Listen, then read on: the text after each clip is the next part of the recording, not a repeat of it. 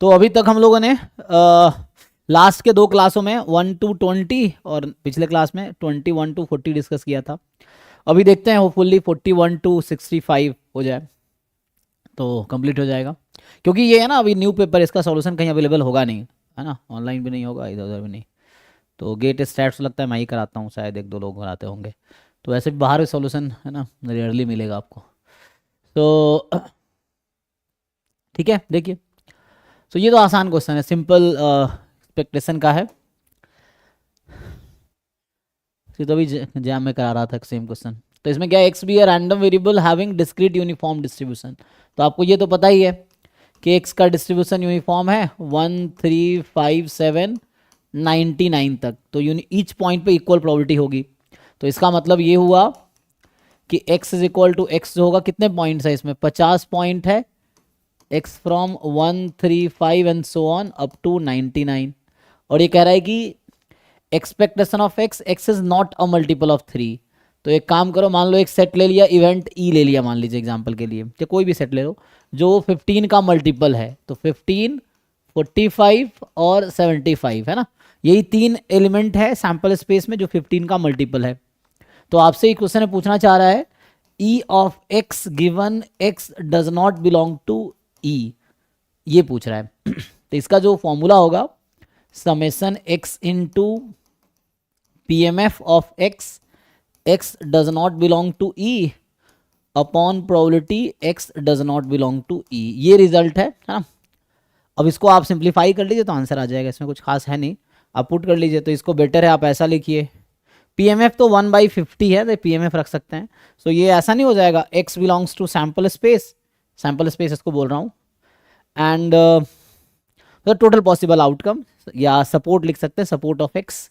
So X belongs to support X into P X, जो कि total expectation भी है इस क्वेश्चन का, मतलब एक्सपेक्टेशन है, minus summation X into probability at X when X belongs to E upon 1 minus P of X belongs to E. तो ये तो अब करना मुश्किल नहीं है, सही नीचे दिख नहीं रहा होगा ना, तो बस हो गया।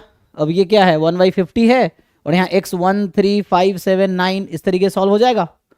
एंड सिमिलरली 1/50, यहाँ x की तीन ही वैल्यू होगी, 15 45 75। तो रख लीजिए 15 45 75 इंटू 1/50, यहाँ से 1/50, और ये आ जाएगा 1 + 2 + 3 सॉरी 1 + 3 + 5 + 7 + 99।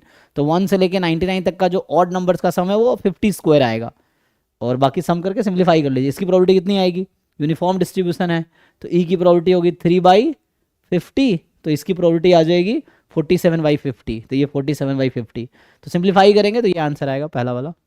ठीक है, पहले भी मैं करा चुका हूँ सॉल्व, तो ठीक है, इसको क्वेरी हो तो बीच में पूछना अपना, ठीक है। चलिए, तो 42 पे आते हैं। 42 कह रहा है कि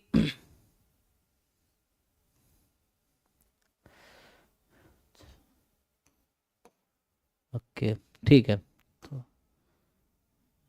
ये कर लेंगे तो ठीक है, मैं समझ गया।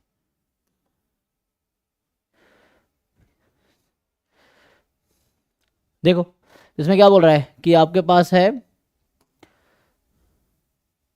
x1 x2 xn be the independent identically distributed random variables having normal mu sigma square distribution। ठीक है, तो हम जानते हैं म्यू रियल नंबर सिग्मा है, कंसीडर द फॉलोइंग। तो कहने का मतलब ये है कि एक्स आईज का डिस्ट्रीब्यूशन है normal mu comma sigma square, तो है ना, इसमें चाहिए एक्स आई माइनस म्यू। तो ये सब आप लोग इजिली बता देंगे।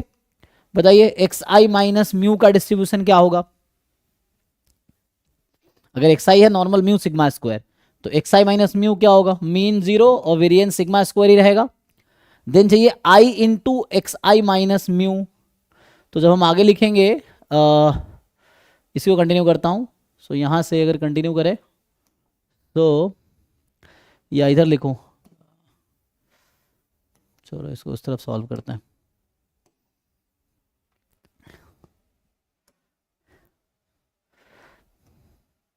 फोर्टी वन हो गया ना, 42 विजिबल होगा, देख लो नहीं तो। सो यहाँ पे जो 42 नंबर क्वेश्चन आपको कह रहा है कि एक्स आई जो है नॉर्मल म्यू सिग्मा स्क्वायर है, so X I minus mu normal 0 sigma square है, I time X I minus mu normal 0 I into sigma square होगा, नहीं I square into sigma square होगा ना, वेरिएंस जब लगाएंगे तो I square into variance of this, so I square into sigma square होगा, ठीक है। एंड नाउ सो हमें क्वेश्चन क्या पूछ रहा है, consider the following, if √5 upon sigma 2n minus 1 summation I into X I minus mu has normal 0 1 distribution then n is 2। So simple यहाँ पे है कि आप पहले इसको स्टैंडर्ड बनाओ, तो पहले इसका समेसन ले लेते हैं, तो summation I into X I minus mu I from 1 to n will have distribution normal 0 summation i square into sigma square. अब इसको जब स्टैंडर्ड नॉर्मल में आप लोग कैसे कन्वर्ट करते हैं कि मीन घटा के स्टैंडर्ड डेविएशन से डिवाइड कर देंगे, तो यहाँ होगा समेसन, मीन तो 0 ही है ना, तो आई into X I minus mu, mean तो 0 है, अपॉन रूट अंडर आई स्क्वायर इंटू सिग्मा स्क्वायर, यहाँ आई फ्रॉम 1 to n, एक minute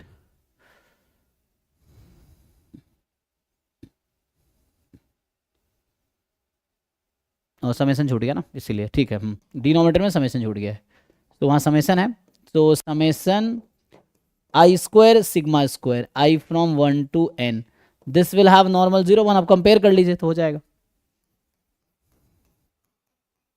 you just compare it.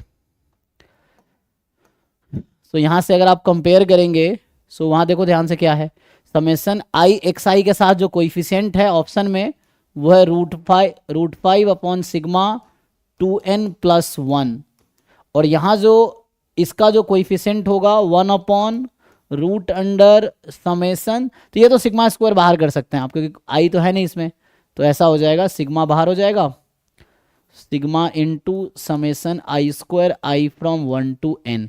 अब इसको सॉल्व कर लीजिए, तो यहाँ से होगा क्या, सिग्मा सिग्मा कैंसिल, देखो अभी मैं इसको कंटिन्यू कर देता हूँ, तो यहाँ तक जो है हमने अभी सिंप्लीफाई किया, ये सिंप्लीफिकेशन किया अभी।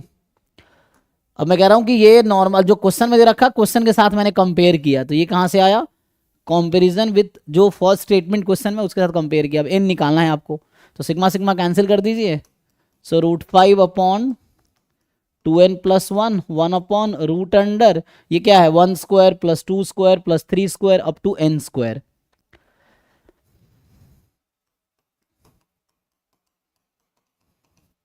यहाँ से n निकाल लो क्या आता है, इसका सम तो पता है ना आप लोगों को, क्रॉस मल्टीप्लाई कर लो, so √5 into root under, cross multiply कर रहा हूँ, n into n plus 1 2n plus 1 upon 6, तो ये जो इक्वल होगी 2n प्लस 1 को स्क्वायरिंग बोथ साइड कर लो अब, सो 5 अपॉन, ये रूट में है ना 6, तो हाँ 5 upon 6 n into n plus 1 2n plus 1 is equal to 2n plus 1, तो एक मिनट स्क्वायर ना, क्योंकि हम लोग स्क्वायरिंग बोथ साइड कर रहे हैं, तो ये एक इससे कैंसिल हो गया। अब ये क्वाड्रेटिक को सॉल्व करना जानते हो आप लोग, तो यहाँ से क्रॉस मल्टीप्लाई करेंगे, so 5n square plus 5n is equal to 6 into 2n plus 1, इसको सॉल्व करके देखिए, n की वैल्यू 2 ही आएगी, एक नेगेटिव आएगी एक पॉजिटिव आएगी शायद, तो 2 आएगी यहाँ से। कुछ क्वेरी है किसी को तो पूछ लो, बाकी सॉल्व करके आए होगे तो ज़्यादा समझ आएगा, नहीं सॉल्व करके आए हो तो जब करोगे तब समझ आएगा, ये है ठीक है ना। तो जो लोग सॉल्व करके आए उनको समझ आ रहा होगा कि क्या हो रहा है, क्योंकि वैसे तो बिल्कुल नया नया दिखेगा ना सब, ये है जो सॉल्व करके आते हैं उनको फैमिलियर लगता है कि क्या हो रहा है। ठीक है, तो ये पहला स्टेटमेंट हो गया है, इसमें n इक्वल्स टू 2 लेके वो 2 दिखा दिया, मतलब तो ऐसा तो नहीं, इसने तो ऐसा नहीं कहा है, इसने कहा है कि ऐसा नहीं कहा n2 है तो ऐसा होगा, हो जाएगा ये इफ एंड ओनली भी यहाँ तो हो जाएगा, लेकिन क्वेश्चन वैसा नहीं कहा ना, सब में नहीं होगा, है सब में नहीं हो सकता। हाँ, क्वेश्चन ऐसा थोड़ी कहा है कि if n is 2 then this happen, ऐसा तो नहीं कहा क्वेश्चन ने, नहीं बोला।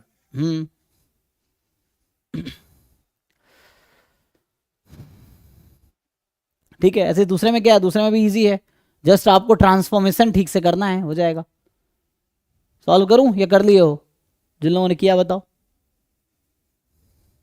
ट्रांसफॉर्मेशन अगर ठीक से आता है तो हो जाएगा। सर वो नॉर्मल सी 0 डी 1 एफ होगा, है, तो फिर उसका सी CDF डी एफ का यूनिफॉर्म 0 यूनिफॉर्म 1, फॉलो करेगा ना। फिर माइनस लॉग एक्सपोनेंशियल, हाँ, तो फिर ऐसे करके। हो गया था ना। ठीक है, फिर आगे बढ़ते।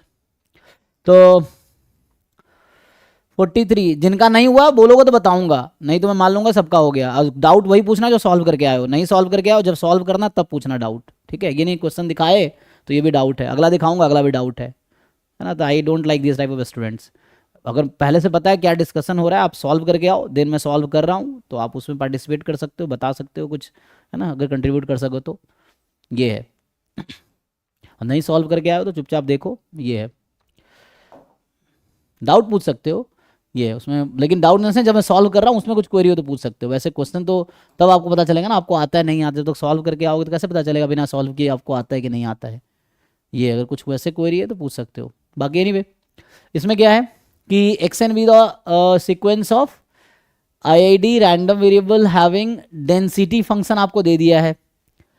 एंड ये पूछ रहा है कि, तो यहां से अगर आप ध्यान से देखोगे तो जो एक्स आई माइनस थीटा है दैट इज एक्सपोनेंशियल 1, है ना, ये हो जाएगा। So X I minus theta will have distribution exponential 1। अभी के लिए मैं अगर, तो हम लोग क्या जानते हैं, कन्वर्जेंस इन प्रोबेबिलिटी की बात कर रहा है, तो हम लोग तो ये जानते हैं ना कि 1/n summation X I minus theta I from 1 to n, this will converge in probability to, मैं लगा रहा हूँ weak law of large number, है ना, थ्योरम जो है। So weak law of large number says कि this will converge in probability to expectation of this population, जहां से सैंपल आया है। तो कितना है ये 1 आ जाएगा। एंड इसको फर्दर सिंप्लीफाई करोगे 1/n summation X I from 1 to n, तो इसको समेशन खोलो n थीटा अपॉन n, तो ये थीटा बचेगा।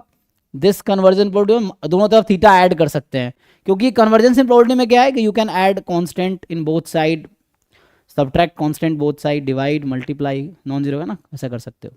तो यहां से आएगा 1/n summation X I from 1 to n converges in probability to theta plus 1, ये आया। और ऑप्शन क्या कह रहा है कि this conversion probability theta plus 1/2, इसका मतलब ये फॉल्स स्टेटमेंट है ना। So first one is the false statement. Second में है कि expectation of first order statistic का लिमिट जो है वो थीटा है ना। तो इसका मतलब हो गया वहां से कि x I minus theta exponential 1 है, तो उसका जब मिनिमम लोगे तो first order statistics minus theta बनेगा।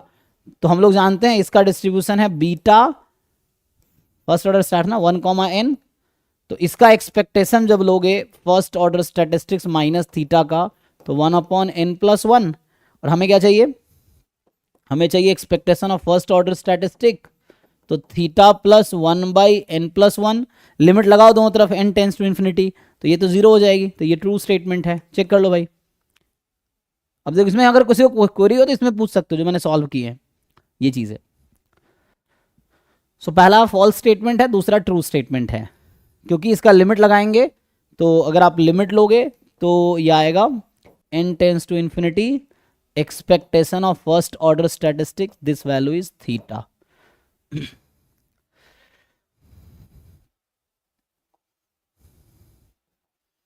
सो नेक्स्ट जो है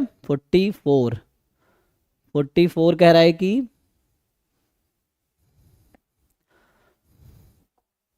देखिए कि एक्सएन जो है हमारे पास,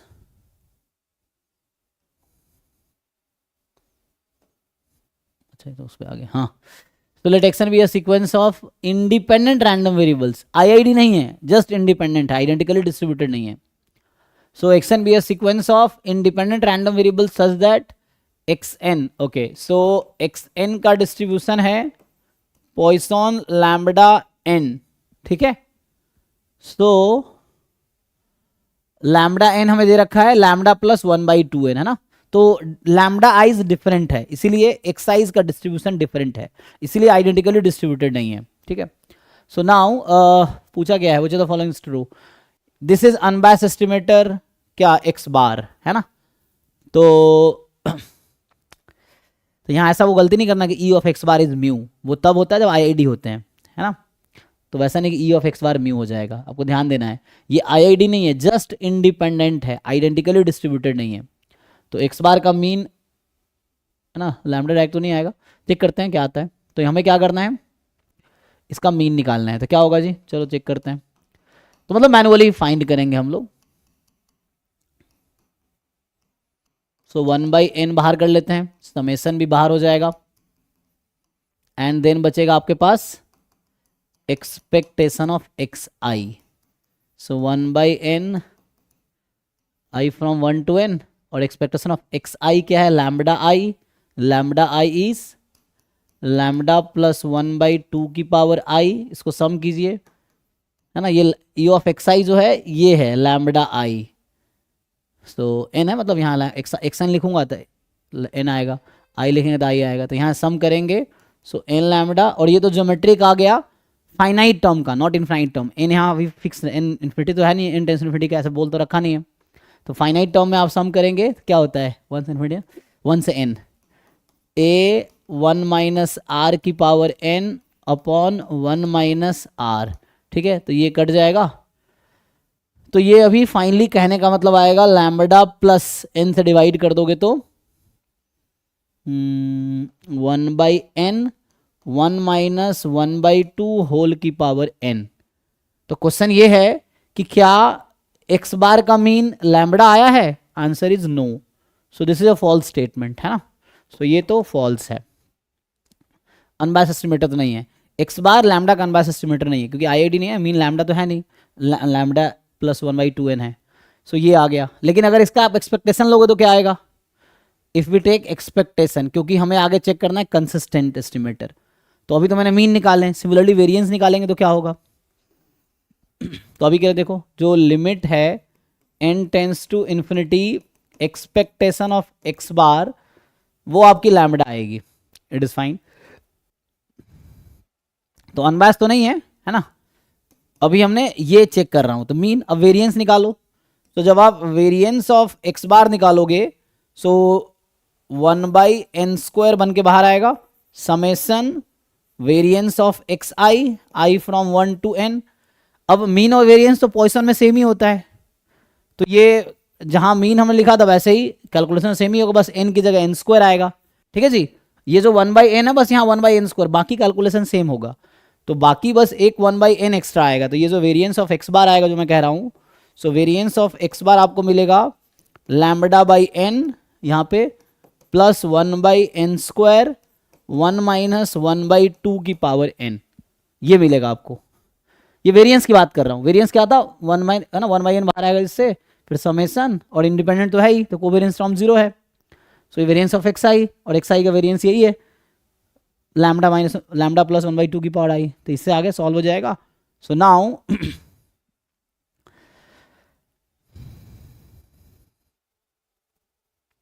अभी जिन लोगों ने ट्राई किए हो लास्ट 2 क्लास में से 1 to 40 में, अगर आपको डाउट हो तो वो हम डिस्कस कर सकते हैं अभी। मतलब क्वेश्चन 1 to 40 लास्ट 2 क्लास में डिस्कस किया है। तो जो बच्चे सॉल्व किए हो घर पे अभी, कल आज जो भी है, अगर आपको उनमें से कोई क्वेश्चन में डाउट हो तो अभी आप पूछ सकते हो, अगर ट्राई करके आए हो तो, कुछ क्वेश्चन में क्वेरी हो तो। सिमिलरली जैसे अभी मैं कोशिश कर रहा हूँ कि 41 to 65 डिस्कस कर ले, इनमें से जो डाउट रहेगा कल आप पूछ सकते हो, सो दैट मतलब कंप्लीट हो जाता। आपको ये इंश्योर होना है कि आपको सारे क्वेश्चन सॉल्व करना आ रहा है, ये देखना है ना। इससे फर्क नहीं पड़ता कि मैंने कितने कराए हैं, इससे इंपॉर्टेंट है कि आप कितना कर पा रहे हो, वो आपको एग्जाम में हेल्प करेगा। ठीक है, तो अभी के लिए ओके है। अब लिमिट निकालिए इसमें, limit n tends to infinity variance of X bar. तो ये 0 आएगी, यहां से भी 0 आ जाएगी, तो ये 0 आ जाएगी, 0 आएगी ना। तो एक्स बार के मीन लैम्बडा आया लिमिटिंग, और लिमिटिंग वेरिएंस जो है 0 आया। तो ये सफिशिएंट कंडीशन है कंसिस्टेंट होने के लिए। तो कंसिस्टेंट तो है, तो ये कह रहा था ना x bar is a consistent estimator, ये सही है, ये ट्रू है, ये फॉल्स था ना। अब जैसे समेसन एक्स आई कंसिस्टेंट एस्टिमेटर है क्या, तो समेसन एक्स आई का अगर आप निकालते ना तो यहाँ एन लैम्डा आता, तो लिमिट ऑफ ई एक्स बार नहीं, ई ऑफ समेसन एक्स इन्फिनिटी आएगी, तो वो तो हो नहीं सकता। फिर ये 1/n² है, ये दोनों जीरो हो जाएगा, ई एक्स बार की लिमिट भी जीरो हो जाएगी, ये भी जीरो हो जाएगा, मतलब ये नहीं होगा, कहने का मतलब है ना, जीरो पे चली जाएगी। सो दिस, अच्छा अनबायस्ड एस्टिमेटर तो ये भी नहीं होगा, लैम्डा बाई एन आ जाएगा, अनबायस्ड कह रहा है, ठीक है जी। तो इसमें सिर्फ ऑप्शन बी सही है, तो सिर्फ ये सही है आपका, कंसिस्टेंट एस्टिमेटर है। Okay ji, so sir weak law of large number से डायरेक्ट नहीं हो पाएगा क्या? Weak law of large number का जम्पशन क्या था? जैसे वहां पे जो लेमडा एन है, lambda plus suppose T N है, वो टी एन तो जीरो पे ही जाएगा, और उसका जो है 1/n समेसन एक्स आई वो तो लेमडा ही आएगा, तो कंसिस्टेंट हो जाएगा। ऐसे कैसे निकालना पड़ेगा पूरा? नहीं नहीं, weak law of large number, central limit theorem, strong law of large number का जम्पशन है आईआईडी होने चाहिए, यहाँ आईआईडी नहीं है, ठीक है ना, तो वैसे नहीं लगा सकते, वैसे गलती हो सकती है आपसे, ये समझना है। सपोज ये जो सफिशिएंट कंडीशन वाला वेरिएंस हाँ, जीरो नहीं आता तो क्या बोलते फिर? फिर कोई और तरीके से ट्राई करते, डेफिनेशन से जाते, फिर डेफिनेशन क्या है कंसिस्टेंट एस्टिमेटर का, फिर कन्वर्जेंस इन प्रोबेबिलिटी के डेफिनेशन से करते। Okay.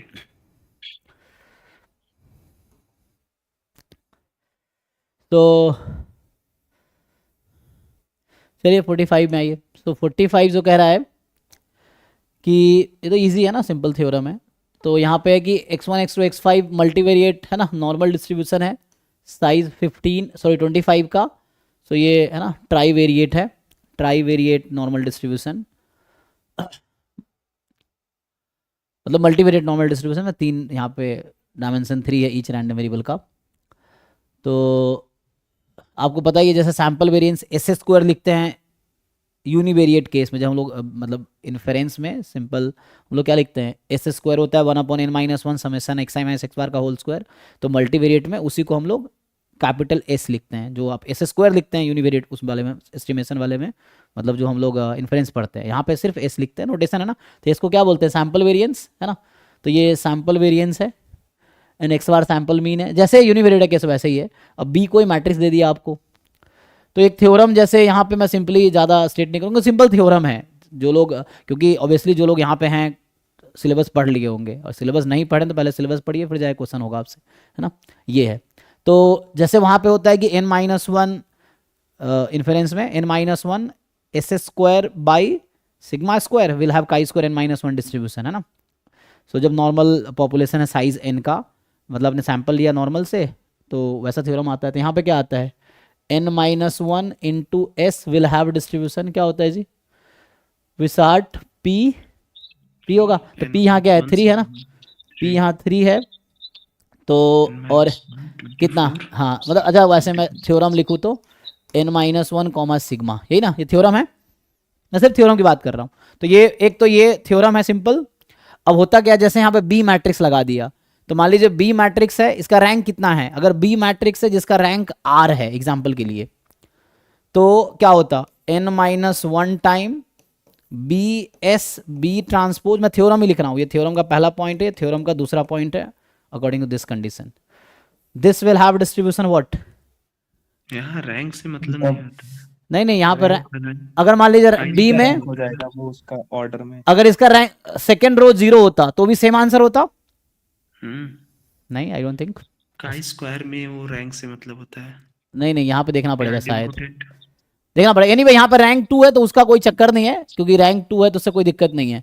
अगर जो यहाँ पे ऑर्डर होगा बी डैश मैट्रिक्स का, वो आपका वो वेरिएट हो जाएगा बस। हाँ वो तो हम समझ रहे हैं जो कह रहे हैं, उसकी दूसरी लॉजिक ये भी है कि इसका रैंक भी 2 है, तो मे बी यहाँ पे हो ना हो, लेकिन थ्योरम तो है रैंक के सेंस होता में। है तो क्योंकि अगर मैं एग्जांपल दे रहा हूँ 0 0 0 लगा दो, आप डिस्ट्रीब्यूशन निकाल के देखो, वो chi² आ जाएगा, विसार्ट नहीं आएगा।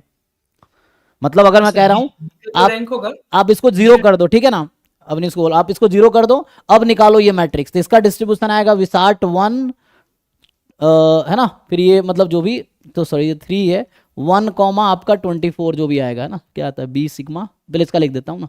तो ये ऐसा होगा, आर अगर रैंक है तो WR सॉरी WR कह रहा हूँ, यहाँ पे तो वही रहेगा, कितने आ रहे होगा ना, हाँ यहाँ पे तो चेंज हो जाता है ना, एक मिनट रुक जाओ, पहले तो लिखना पड़ेगा ठीक से मैं दोबारा लिख देता हूँ। रैंक इंपॉर्टेंट है, आप थ्योरम ठीक से देखिए, रैंक इंपॉर्टेंट है, ठीक है ना।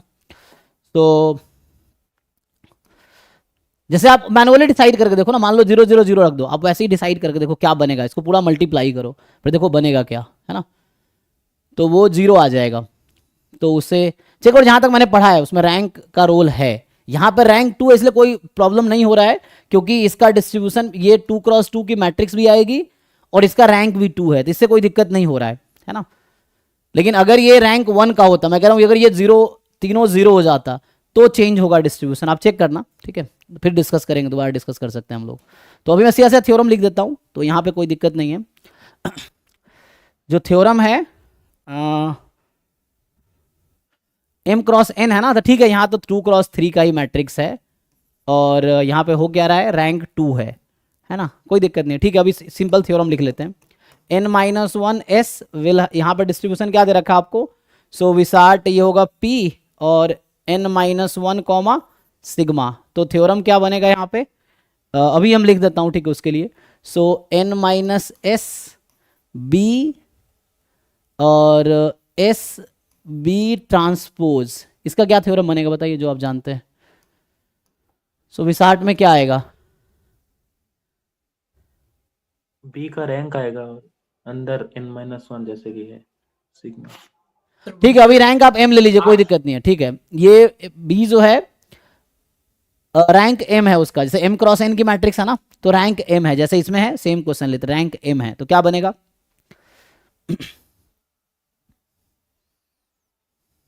विसार्ट m n-1 b sigma b transpose, ठीक है। तो ये सिंपल एक थ्योरम है जो हम यूज कर रहे हैं।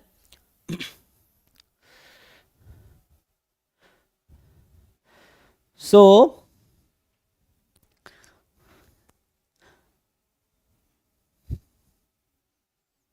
यहां m मैंने क्यों लिखा है, m हालांकि m×m की मैट्रिक्स हो जाएगी, अगर आप इसका वो निकालेंगे b किस ऑर्डर का है, अगर वैसे लिखूं तो b मैंने m×n का लिया है, s जो है वो n×n का है, b m×n, s जो है आपके पास n×n है, और b ट्रांसपोज जो है वो आपके पास है क्या होगा n×m। मैं एक प्रॉपर थ्योरम लिखा देता हूं जो मैंने एक बुक से लिखा है, तो मैं आपको रेफरेंस मतलब इवन रिसर्च पेपर से मैं देख रहा था। सो वो थ्योरम है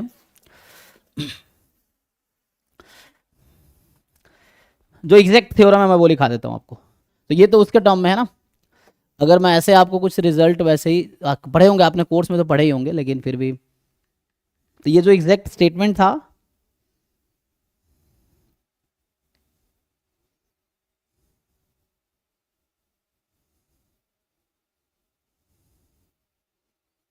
ये जो थ्योरम का स्टेटमेंट था कि x हैज विसार्ट डिस्ट्रीब्यूशन, तो इसने जो लिखा है उसका नोटेशन ही फॉलो करता हूँ, विसार्ट n k सिग्मा, ठीक है। Now sigma positive definite matrix है ना, sigma is positive definite matrix,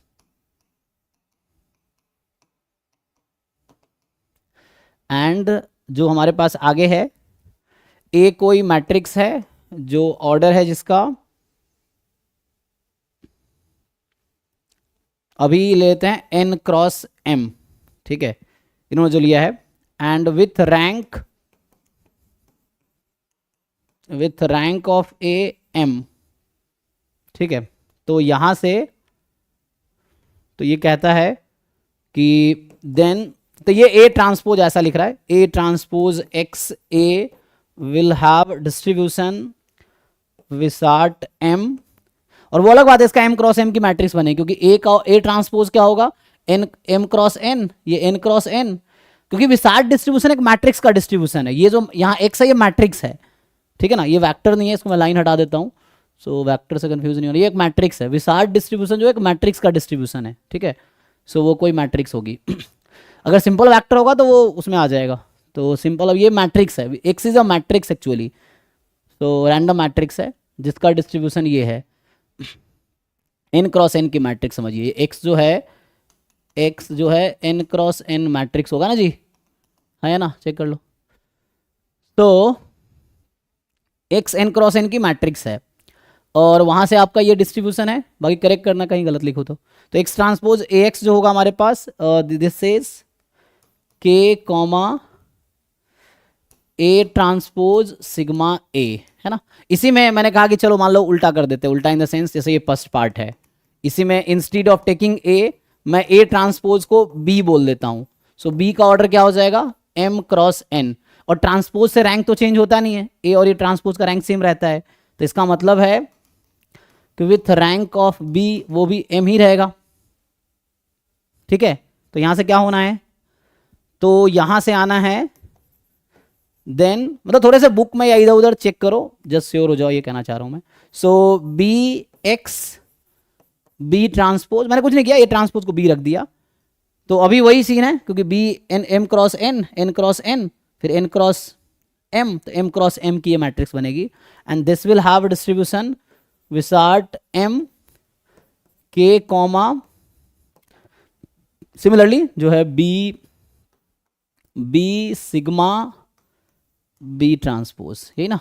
एक बार चेक कर लीजिए, इसमें कुछ क्वेरी है तो पूछिए या बताइए।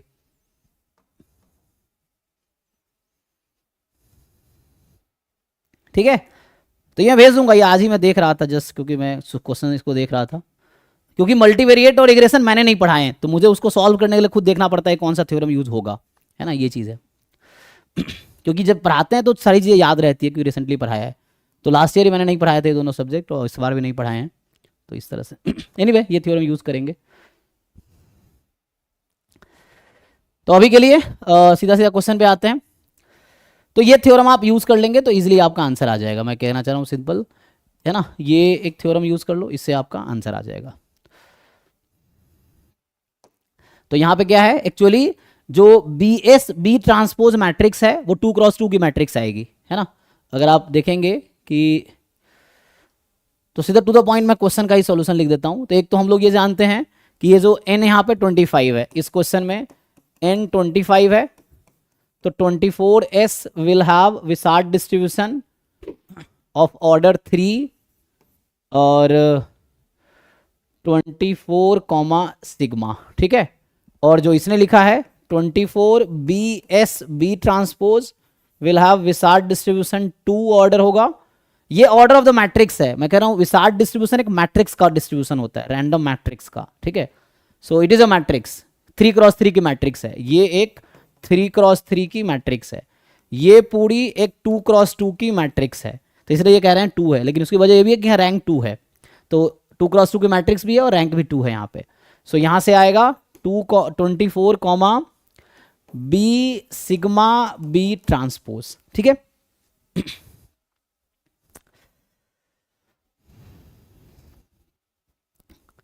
तो ये हम लोग सीधा सीधा यूज कर रहे थे, इसका आंसर आ गया कि ऑर्डर 2 होगा, क्योंकि ये 2 क्रॉस 2 की मैट्रिक्स होगी, एंड डिग्री ऑफ फ्रीडम 25 तो नहीं होगा, 24 वाला ना, तो ये वाला सही होगा। n-1 होता है विसार्ट p n-1 सिग्मा, वही n-1 sigma S square by sigma square chi square n-1 जैसे होता है, तो काई स्क्वायर का मल्टीवेरिएट वर्जन है विसार्ट डिस्ट्रीब्यूशन, है ना। तो ये वाला सही होगा आंसर। तो सिंपल थ्योरम है, अगर आपको थ्योरम याद है तो हो जाएगा।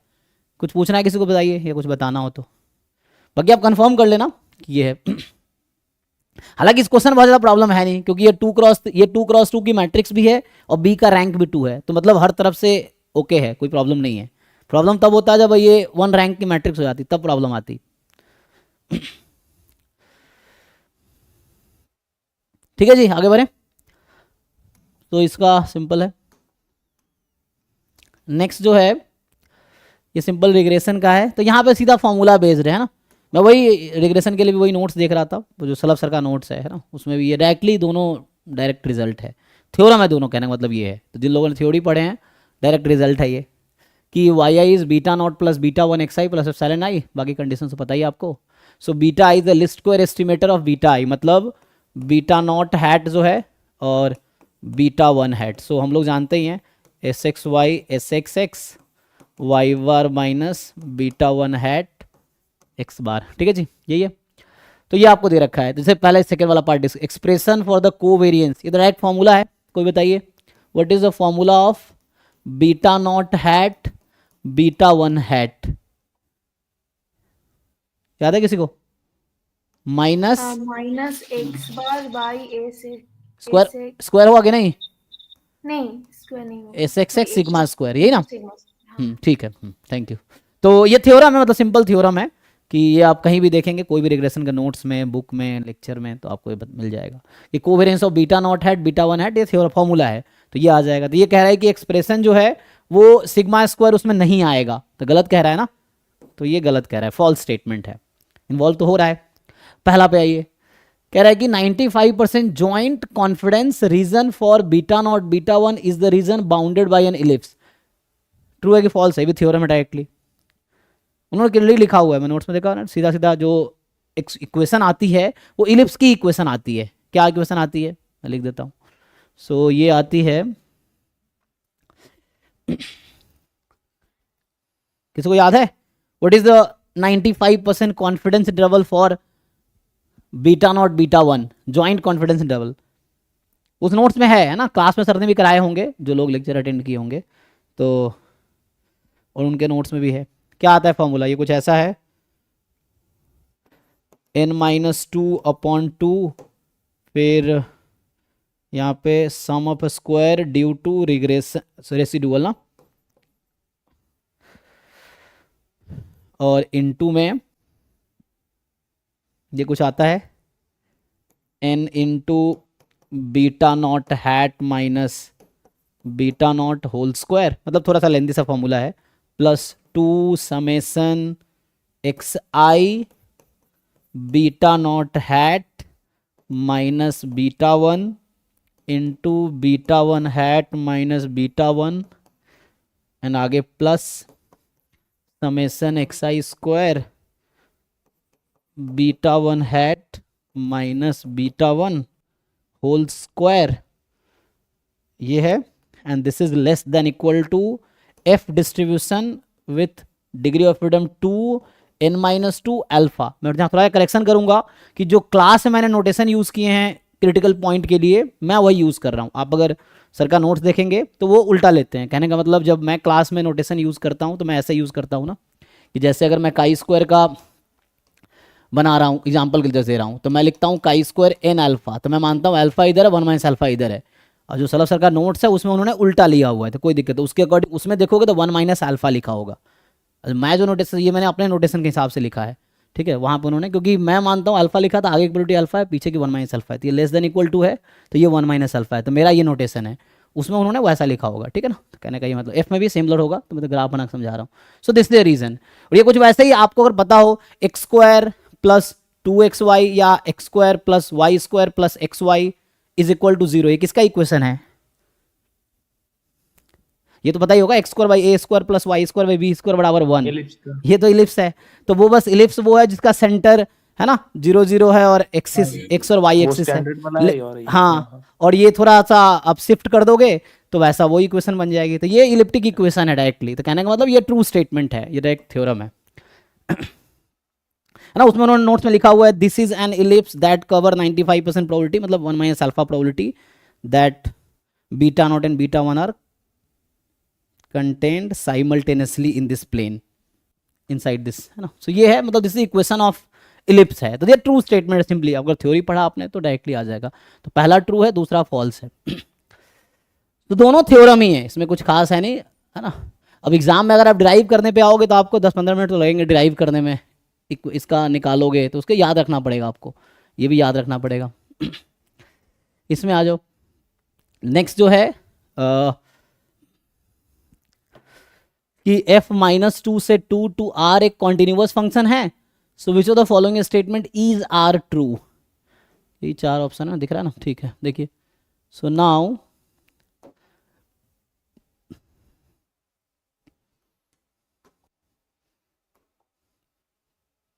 देखो, तो डोमेन बाउंडेड है ना, तो डोमेन बाउंडेड है तो ये तो गारंटी होगा कि जो रेंज होगा, नॉट कोडोमेन, कोडोमेन तो आर है यहाँ पे, ये डोमेन है इस सेट का, ये कोडोमेन है, कोडोमेन इज आर, जो रेंज होगा Range इस भी फंक्शन bounded का वो बाउंडेड ही होगा, क्योंकि एक थ्योरम होता है आपने पढ़ा होगा। कंटिन्यूअस फंक्शन है। जी जी, continuous image of Under close continuous set is closed, है ना, कॉम्पैक्ट सेट इनफैक्ट होता है कि continuous image of compact set is compact. Compact real sense में, कंटिन्यूअस मतलब कॉम्पैक्ट क्या होता है जी, closed and closed and bounded. bounded. हाँ, क्लोज्ड एंड बाउंडेड, तो मतलब closed and bounded set will have image closed and bounded under a continuous function, ये थ्योरम है। तो ये कॉन्टिन्यूअस फंक्शन है और इसका डोमेन क्लोज्ड इंटरवल है और बाउंडेड इंटरवल है, तो इमेज भी क्लोज्ड इंटरवल आएगी, बाउंडेड इंटरवल आएगी थ्योरम में फिर से, है ना। सो थ्योरम्स यूज करना होता है यहाँ पे। तो जैसे अभी जैसे यहाँ पे मैं सीधा सीधा ये स्टेटमेंट बता रहा हूँ, तो उस थ्योरम से ये एक ट्रू स्टेटमेंट है। और आपको ध्यान देना ये MSQ है, अब MSQ शुरू हो गया, तो अगले 4-5-10 क्वेश्चन शायद MSQ ही होंगे, देखना पड़ेगा। तो इज आर ट्रू है, MSQ है ये। सो एफ बाउंडेड है बिकॉज डोमेन बाउंडेड है, तो रेंज भी बाउंडेड होगा एंड क्लोज इंटरवल ही आएगा अकॉर्डिंग टू थ्योरम। तो ये हो गया, मतलब ज्यादातर क्वेश्चन इसलिए कहता हूँ थ्योरम आपको याद होना चाहिए। जैसे आप BSc MSc करते तो वहाँ थ्योरम प्रूव कर रहे होते हैं आप, अभी आपको थ्योरम्स याद होने चाहिए, डेफिनेशन याद होने चाहिए, अप्रोच याद होने चाहिए, सो दैट आप अप्लाई कर सको। ये है।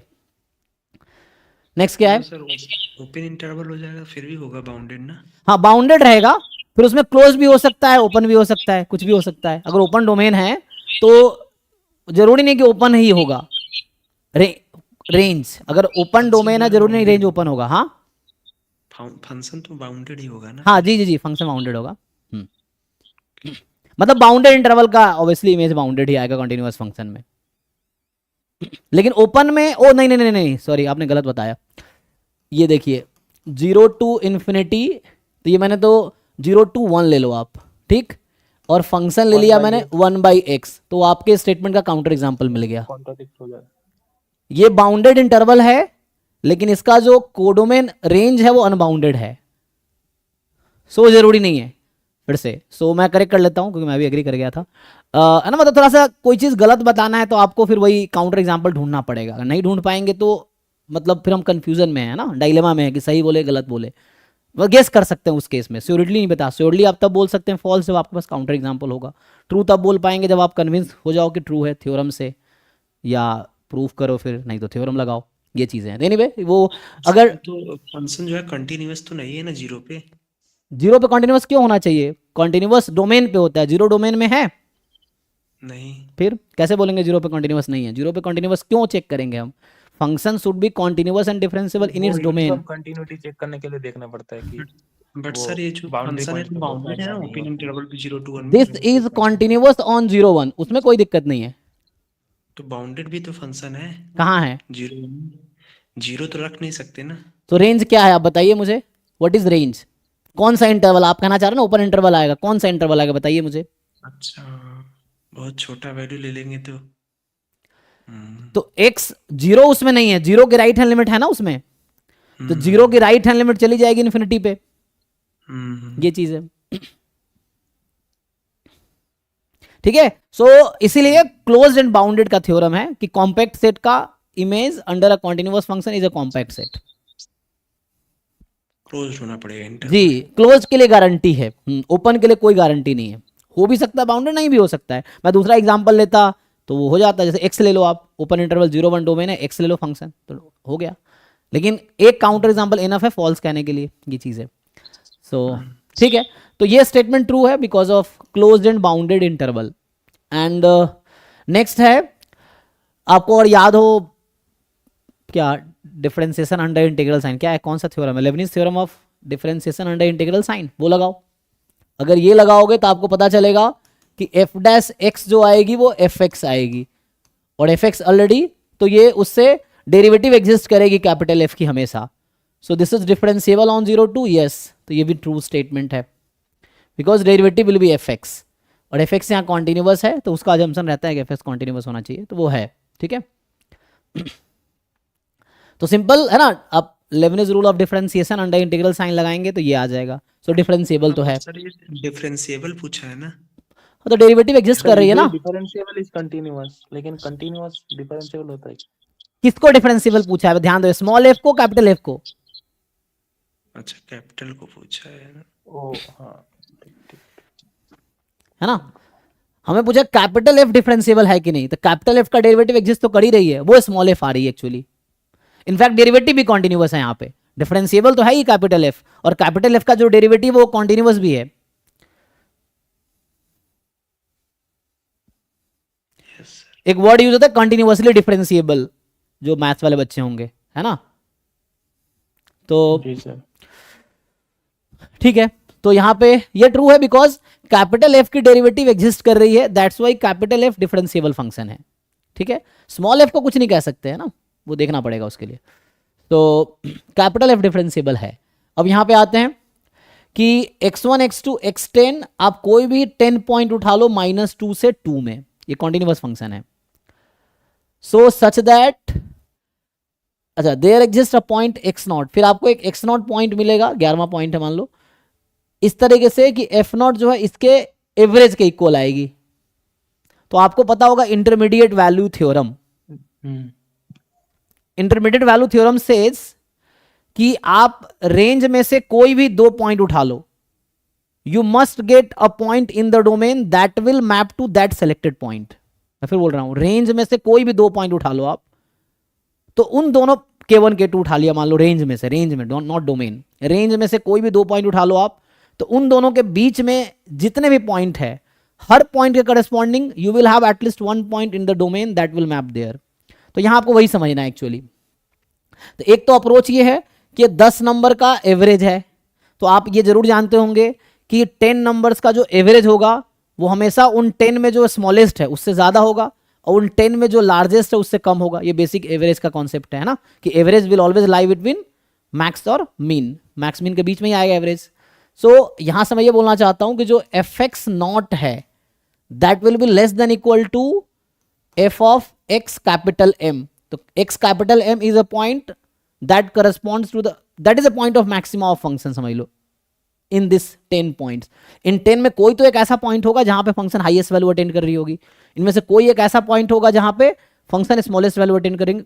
कंपैरिजन सिर्फ 10 पॉइंट में हो रहा है, नॉट ऑन फुल डोमेन। मैं बोल रहा हूं कि fx1 fx2 fx3 fx4 fx10, 10 numbers मेरे पास आ गए, इन 10 में कोई तो मैक्सिमम होगा, कोई तो मिनिमम होगा, तो जो पॉइंट मैक्सिमम जनरेट कर रहा है वो ये नंबर है जो मैक्सिमम है उनमें से, और जो मिनिमम है उसको मैं ऐसा बोल देता हूं स्मॉल m, xm।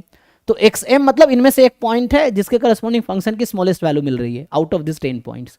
xm एक ऐसा पॉइंट है जिसके करस्पॉन्डिंग ये है, और fx0 इन 10 का एवरेज है, तो इन दोनों के बीच आएगा। अब यहां लगा लीजिए इंटरमीडिएट वैल्यू थ्योरम। सो ये है k1, ये है k2, so you must get a point in the domain that will correspond to this value।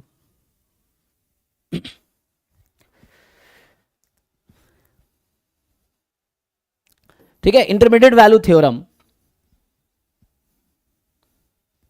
कोई कॉन्टिन्यूअस फंक्शन, इसका फायदा यहां पे इसलिए हो रहा है कि कॉन्टिन्यूअस है, तो ब्रेक तो कहीं पे है नहीं, तो यहां स्मॉलेस्ट से लार्जर तक पहुंचने में, मान लो यहां से यहां तक पहुंच रहा है, तो इस बीच का है ना ये जो पॉइंट है, तो एक पॉइंट तो मिलेगा that will correspond to that point, है ना, एवरेज है ये, तो बीच का पॉइंट है, तो जो x0 होगा वो यहां होगा। एग्जांपल के लिए ये x स्मॉल m है जो मैं बोल रहा हूं, x कैपिटल M है, और fx0 यहां पे है, तो मुझे x0 तो इस बीच में ही मिलना है ना, और ये खुद ये दोनों पॉइंट, ये जो x capital M x small m खुद इसके बीच का है, तो इसके बीच में तो मुझे x0 मिलेगा ही, ये चीज है। ठीक है ना, जैसे मान लो यहाँ पे 2 है, इधर -2 है मान एग्जाम्पल के लिए, तो उस बीच में तो मिलना ही ना, कॉन्टिन्यूअस है ना, तो ये है fx0 इन दोनों के बीच है, तो इंटरमीडिएट वैल्यू थ्योरम का जरूर एक पॉइंट आपको मिलेगा डोमेन में जो करेस्पॉन्ड करेगी उस वैल्यू को, क्योंकि कॉन्टिन्यूअस है इस वजह से, तो ब्रेक तो कहीं हो नहीं रहा, तो मिलना ही है। ठीक है, तो ये भी एक ट्रू स्टेटमेंट है।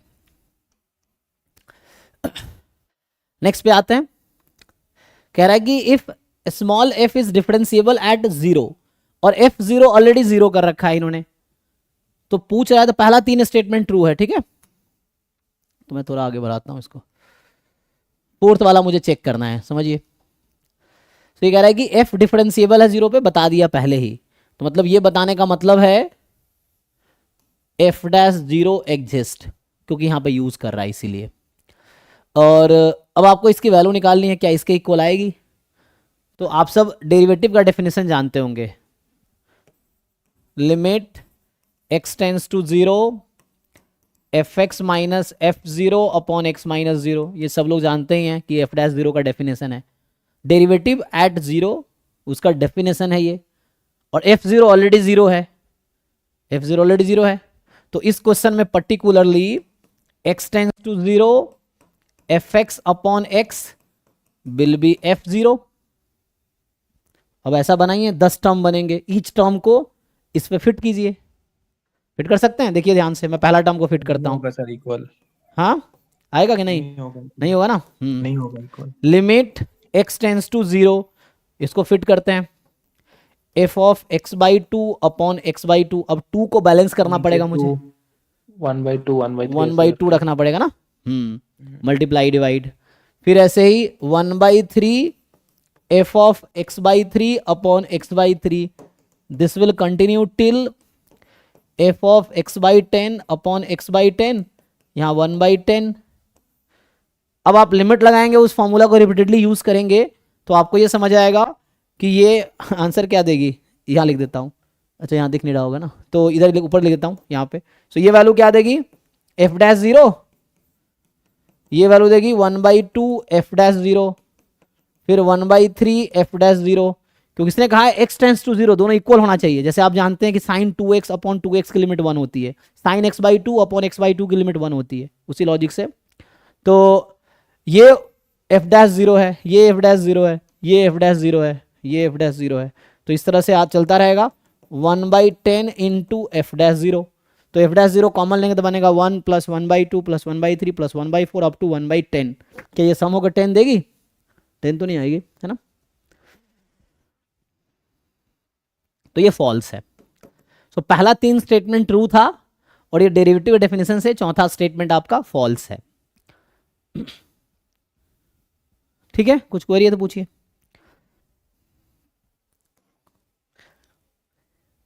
सो इस क्वेश्चन में है ना A B C true statement है और डी वाला फॉल्स स्टेटमेंट है। अच्छा अब एनएटी स्टार्ट हो गया क्या? नहीं, अच्छा ये भी एमएस की हुई है, ठीक है। देखिए तो पढ़िए ठीक से, ये सब थोड़े ना जैसे थ्योरेटिकल है, मतलब क्या थ्योरम बेस्ड क्वेश्चन हो गया, ये भी थ्योरम बेस्ड क्वेश्चन ही है। कह रहा है एक्स को ए कोई एन क्रॉस एन की रियल मैट्रिक्स है, विच of the following statement is true.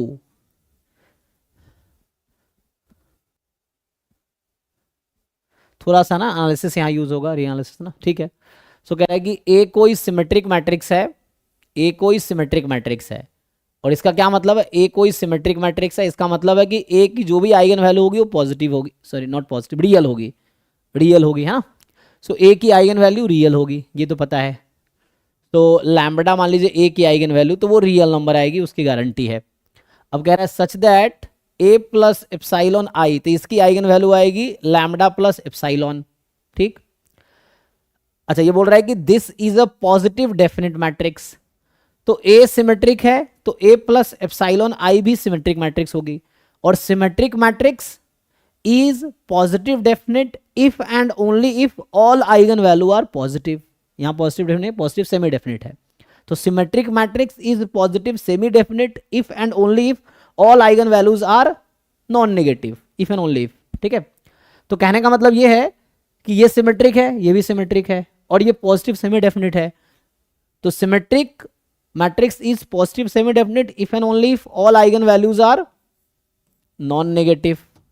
और साथ में देखो, ध्यान से देखो, है for every epsilon more than zero, epsilon arbitrary है, फॉर ऑल एप्साइलॉन, तो हम कुछ भी एप्साइलॉन ले, ये पॉजिटिव आना चाहिए। तो एनालिसिस क्या कहता है जी, ये स्टेटमेंट क्या इंप्लाई करती है, कोई बताओ एनालिसिस वाले लोग। For any epsilon more than zero,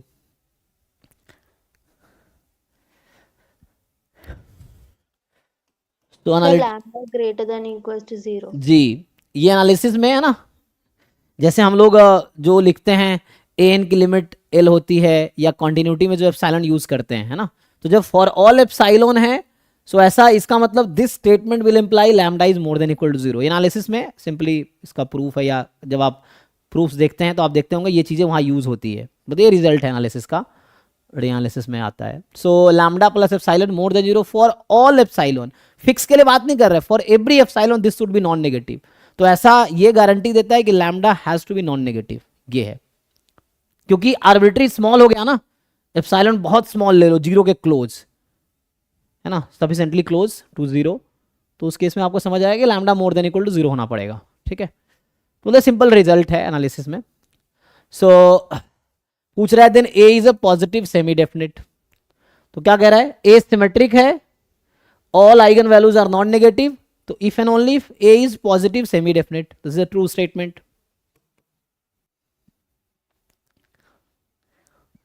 अच्छा सर, ये यहाँ पे जो लेमडा है जी निगेटिव भी हो सकता है, इसलिए lambda greater than or equals to 0 हुआ.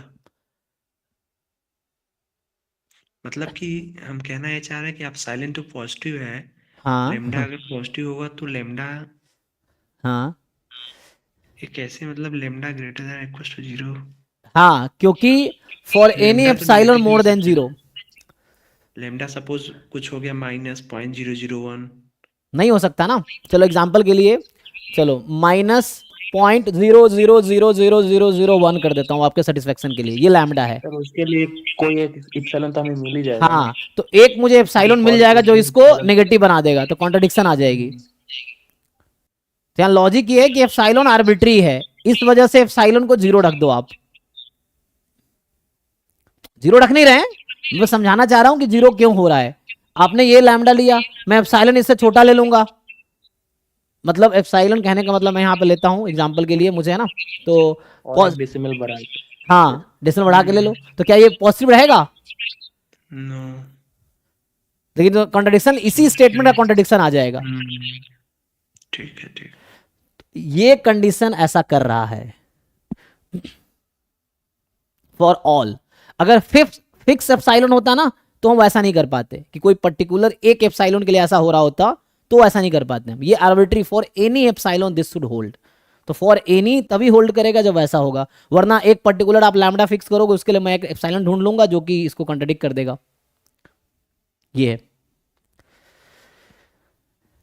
सर इप्सिलॉन के केस में हमेशा फॉर एवरी होता है, मतलब रियल में. हाँ, वहां पे जब लिखते हैं, जैसे प्रूफ लिखते हैं ना, जैसे आपको याद होगा, जैसे मैं अगर एग्जांपल दूं कि जब आप ये लिखते हैं कि limit of n tends to infinity, तो वो लॉजिक जो आप लगा रहे हैं, तो वहां भी वो लॉजिक लगाइए तो आपको समझ आएगा ऐसा क्यों हो रहा है. क्या लिखते हैं आप यहाँ पे कि for all epsilon more than 0 there is delta more than 0 such that an minus l less than epsilon.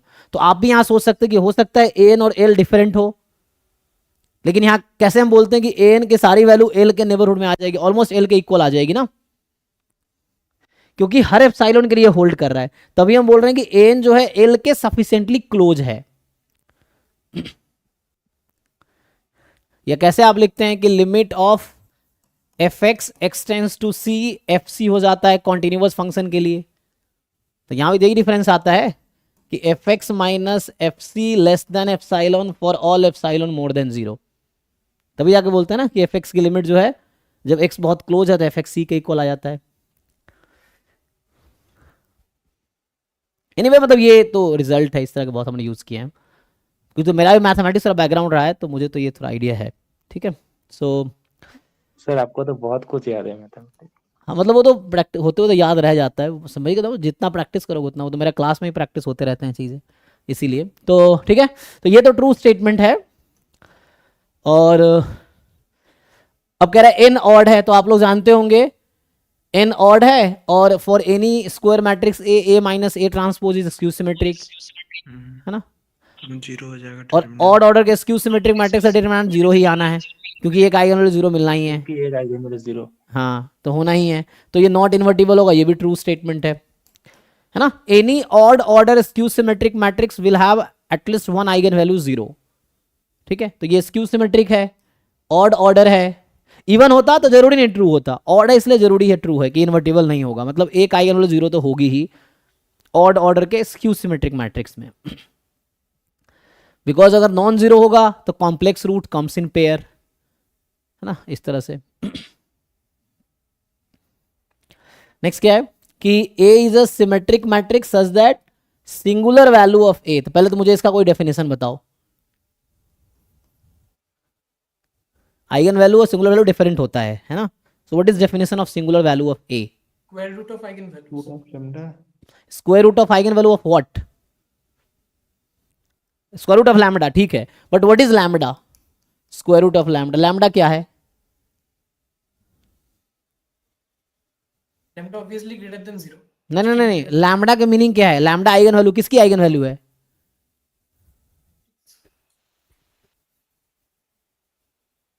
और इसलिए आप यहां भी फंसेंगे, क्योंकि जिनको सिंगुलर वैल्यू डेफिनेशन नहीं पता, दोनों ऑप्शन डिसाइड ही नहीं कर पाओगे, क्योंकि आपको एक्चुअली पता ही नहीं सिंगुलर वैल्यू क्या होता है. तो कैसे आप डिसाइड कर लोगे ऑप्शन ट्रू है कि फॉल्स है?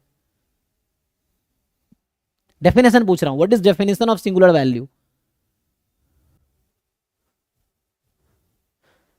Lambda is not eigen value of A, मैं पहले बता देता हूं. ये नहीं, ट्रांसपोज ए की हाँ, eigen value A transpose A की. सो होता क्या है, ए का अगर सिंगुलर वैल्यू निकालना है तो हम क्या करते थे, हमने क्लास में डिस्कस किया है कि ए ट्रांसपोज ए की आइगन वैल्यूज निकालो, फिर उसका स्क्वायर रूट लो, तो वो जो पॉजिटिव स्क्वायर रूट्स आएगी. इसलिए सिमेट्रिक मैट्रिक्स का ही हम लोग सिंगुलर वैल्यू डिकम्पोजिशन करते हैं, क्योंकि वहां सियोरिटी रहता है कि रियल आइगन वैल्यू आएगी, तो कॉम्प्लेक्स नहीं आएगी ना.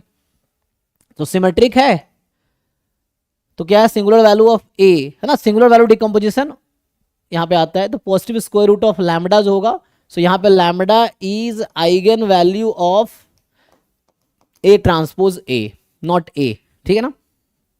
सो ए ट्रांसपोज ए की आइगन वैल्यू लैम्डा है, उसका जो स्क्वायर रूट है positive square root, this is singular value of A, ठीक है. तो डेफिनेशन हो गया.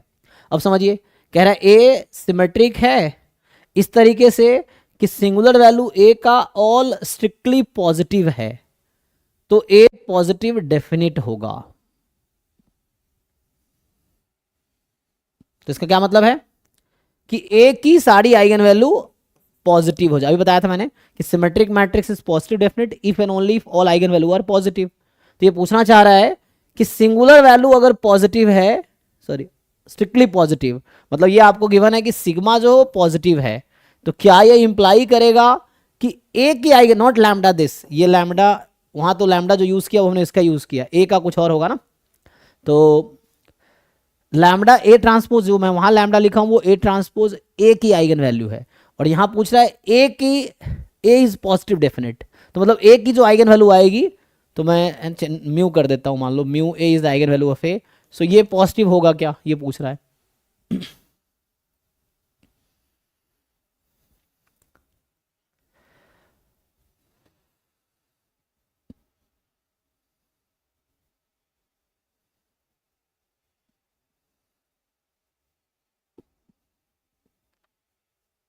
तो जब आपको अगर पता नहीं चलता है कि ट्रू है कि फॉल्स है, तो इसमें क्या करना चाहिए, एक रैंडमली एग्जांपल उठा लो जस्ट टू चेक.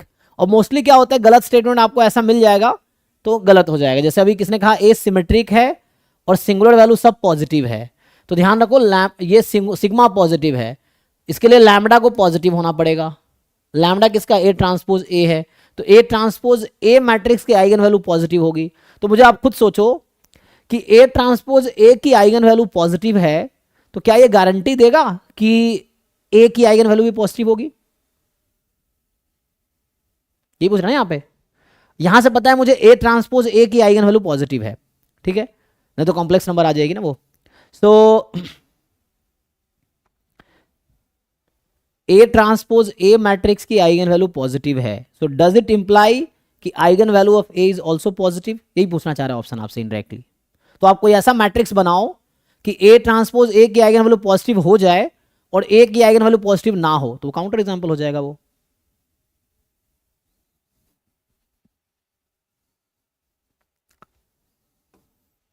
चलिए मैं आपको हिंट देता हूं, तो आसान सा एग्जांपल उठा लो. ये है ए, आप निकालो ए ट्रांसपोज ए, बताइए क्या आएगा.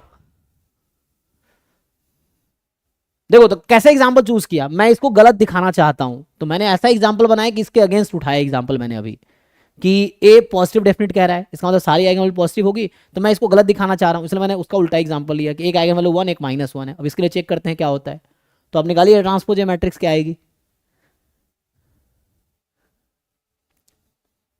इतना टाइम लगेगा भाई, ये आएगी आइडेंटिटी. इसकी आइगन वैल्यू क्या क्या है, 1 1 तो इसका स्क्वायर रूट क्या होगा. 1 1. सो मैट्रिक्स ए की सिंगुलर वैल्यूज 1 1 है, लेकिन मैट्रिक्स ए की जो आइगन वैल्यूज है वो -1 1 है। So this is a counter example to the third option, तो ये फॉल्स हो गया। यस।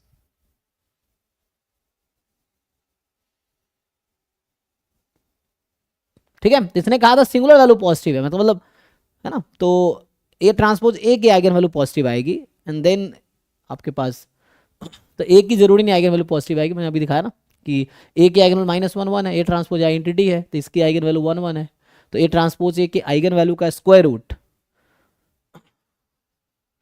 फोर्थ पे आते हैं, कह रहा है if 1 is the only singular value of A, फिर से सिंगुलर वैल्यू वर्ड यूज कर रहा है।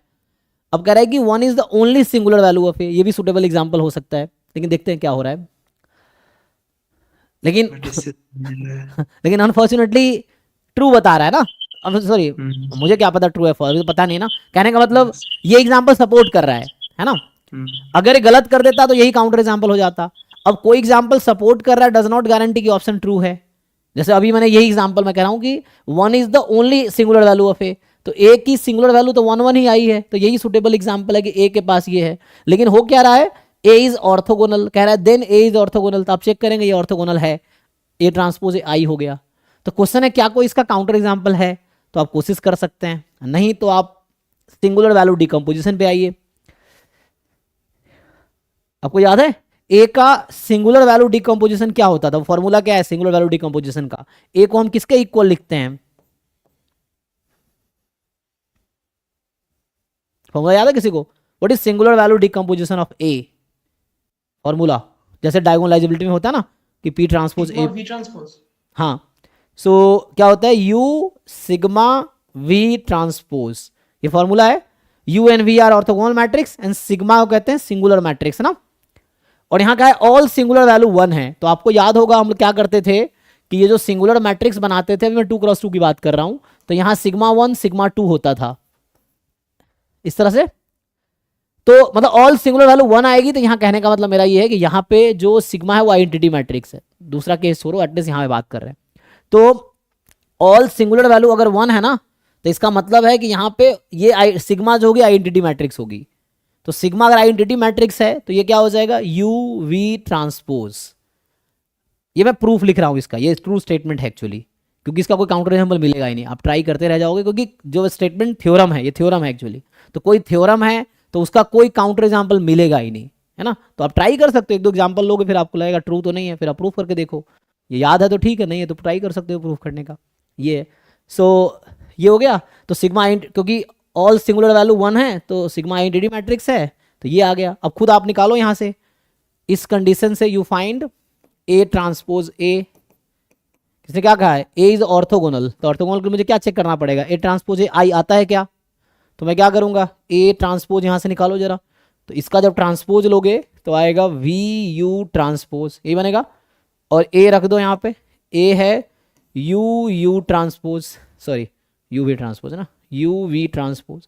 अब आपको पता होगा कि orthogonal U and V are orthogonal matrix ये सिंगुलर वैल्यू डिकम्पोजिशन फॉर्मूले से आता है, ये जो फॉर्मूला था सिंगुलर इसमें, तो उसमें है कि U and V are orthogonal matrix, ठीक। तो यू यू ट्रांसपोज क्या होता है orthogonal I, V V transpose I, तो ये आई आ गया, तो this is the proof, first line second line, इतना ही प्रूफ है इसका। तो इससे प्रूफ हो गया कि ए इज ऑर्थोगोनल, क्यों, क्योंकि ए ट्रांसपोज ए आई आ गई। तो अगर ऑल सिंगुलर वैल्यू 1 है किसी मैट्रिक्स का तो वो पक्का ऑर्थोगोनल होगा, ये थ्योरम है, उसको मैंने यहाँ प्रूफ कर दिया, इससे 2 लाइन का प्रूफ है बस। तो यहां से सिंपली आप इजीली दिखा पाएंगे कि ए ट्रांसपोज ए आपको आई मिलेगा, ठीक है। तो ये डी स्टेटमेंट जो है ट्रू है।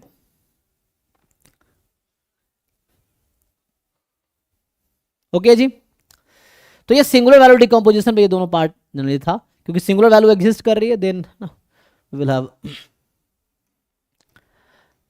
आइए नेक्स्ट, अब ये डायगोनलाइजेबिलिटी पे है, देखिए ध्यान से, which of the following statement is are true, ये भी एमएसक्यू है, तो अभी है ना पीछे 3 4 क्वेश्चन एमएसक्यू ही था। सो ए कोई 3x3 की रियल मैट्रिक्स है, डिस्टिंक्ट आइगन वैल्यू, भी डायरेक्ट थ्योरम है, प्रूफ करने की जरूरत है नहीं, हम जानते हैं कि डिस्टिंक्ट आइगन वैल्यू है तो each distinct eigen value corresponding linearly independent eigen vector मिलेगा, तो डायगोनलाइजेबल होगा ही, क्योंकि उन आइगन वेक्टर से हम पी बना लेंगे, पी इन्वर्टिबल मैट्रिक्स होगी, और पी इनवर्स ए पी निकालोगे तो डी आ जाएगी, डायगोनल मैट्रिक्स आ जाएगी। तो ये मतलब सिंपल थ्योरम है। तो ये सब अगर आप लोगों को याद नहीं है तो आपको थ्योरी पढ़ने की जरूरत है, जिन लोगों को याद नहीं है एटलीस्ट, क्योंकि पहले जब आप सिलेबस कवर करते हैं, डेफिनेशन थ्योरम्स पढ़ते हैं, तो याद रखेंगे तो बहुत सारे क्वेश्चन तो थ्योरम का डायरेक्ट स्टेटमेंट है, ये भी डायरेक्ट स्टेटमेंट है कि डिस्टिंक्ट आइगन वैल्यू वाले मैट्रिक्स हमेशा डायगोनलाइजेबल होगा, तो ये तो ट्रू स्टेटमेंट है, simple. So this is true. अब ए कोई 3x3 की रियल मैट्रिक्स है, इस तरीके से ए स्क्वायर डायगोनलाइजेबल है, तो पूछ रहा है ए डायगोनलाइजेबल होगा क्या। अब यहां पे सोचना पड़ेगा क्या ऐसा होगा। सो ए स्क्वायर डायगोनलाइजेबल का मतलब है कि A square P inverse A square P is some diagonal matrix. तो आपसे पूछ रहा है क्या कोई दूसरा ऐसा होगा। ओ हाँ, ये पूछ रहा ना, क्यू इनवर्स ए क्यू, ये भी कोई डायगोनल मैट्रिक्स आएगी, ये डेफिनेशन है डायगोनलाइजेबिलिटी का, है ना। जैसे सिंगुलर वैल्यूटी का फॉर्मूला था कि U sigma V transpose is equal to A, तो वैसे ही डायगोनलाइजेबिलिटी का ये डेफिनेशन है कि A square diagonalizable if there exist an invertible matrix. तो यहाँ अजम्पशन है पी इन्वर्टिबल होना चाहिए, वहाँ पे अजम्पशन था U and V are orthogonal matrix. So P is there exist invertible matrix P such that this, क्या ये हमेशा ऐसा होगा। तो आपको सोचना पड़ेगा, गलत है तो काउंटर एग्जाम्पल, सही है तो प्रूफ, या आपको थ्योरम याद हो, इस तरह से है। तो अगर आपको लगता है कहीं थ्योरम ऐसा पढ़ा है तो ठीक है, नहीं पढ़े हो तो आपको चेक करना पड़ेगा। बताइए, सो what is the counter example. A square diagonalisable है लेकिन ए डायगोनलाइजेबल नहीं है, हम ऐसा कोशिश करते हैं, है ना। तो हम एक ऐसा मैट्रिक्स ए लेंगे जो डायगोनलाइजेबल ना हो लेकिन ए स्क्वायर डायगोनलाइजेबल हो जाए। अच्छा देख, थ्योरम आपने पढ़ा होगा, ये तो डेफिनेशन था, जो अभी लिखा वो डेफिनेशन है। थ्योरम क्या होता है कि matrix A is diagonalizable if and only if minimal polynomial is product of linear factors, if and only if होता है। तो उसे चेक करना आसान रहता है जब मैट्रिक्स दिया हुआ है तो, इंस्टीड ऑफ एक और तरीका आप जानते होंगे कि matrix is diagonalizable if and only if arithmetic, क्या था, multiplicity, M is equal to G, है ना। हाँ, arithmetic multiplicity is equal to geometric multiplicity. तो ये सब कुछ रिजल्ट्स हैं जो हेल्प करता है हमें क्वेश्चन सॉल्व करने में, instead of going through definition, क्योंकि डेफिनेशन से करना बहुत लेंदी हो जाता है। तो आप थ्योरम या तो मिनिमल पॉलिनोमियल वाला तरीका यूज कर लेंगे या एएमजीएम वाला तरीका यूज कर लेंगे। तो बनाइए कोई एग्जांपल, कोई एक मैट्रिक्स बताइए जिसका मिनिमल पॉलिनोमियल लीनियर ना हो, लीनियर प्रोडक्ट ना हो। 0 0 0 1 0 0 0 0 0। मुझे कोई बताइए इसका मिनिमल पॉलिनोमियल क्या है। What is the minimal polynomial of this matrix.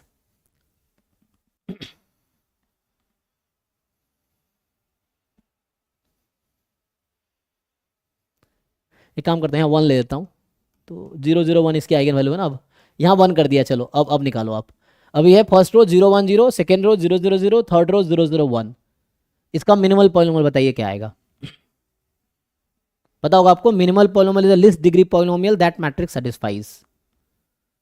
ये है X minus one, x into X minus one. Oh, फिर तो ये डायगोनलाइजेबल हो गया, लेकिन मुझे तो काउंटर एग्जाम्पल चाहिए। तो बाकी लोग चेक कीजिए, सही कह रहे हैं ये। x मतलब a इंटू ए माइनस आई 0 होगा। आप ये कहना चाह रहे हैं कि a मैट्रिक्स को a माइनस आई से मल्टीप्लाई करेंगे तो 0 मैट्रिक्स आएगी, ऐसा है जी। बाकी लोग देखो, क्योंकि मुझे ऐसा एग्जांपल ढूंढना है कि a डायगोनलाइजेबल ना हो और a स्क्वायर डायगोनलाइजेबल हो जाए, तो वो काउंटर एग्जांपल बन जाएगा इस तरह से।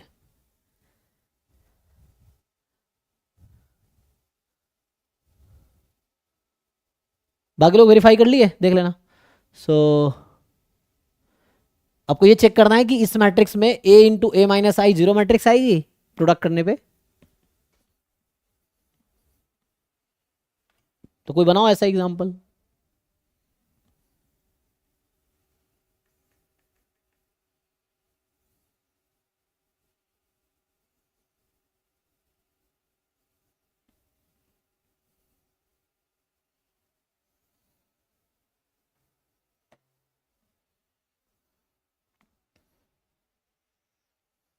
तो a माइनस आई जब लिखेंगे हम लोग तो ऐसा होगा -1 -1 एंड 1 0 0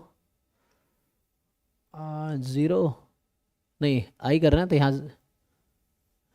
0 हो जाएगा ना, और यहाँ पे 0 0 ये बनेगा a माइनस आई, तो आई डायगोनल पे ही होगा।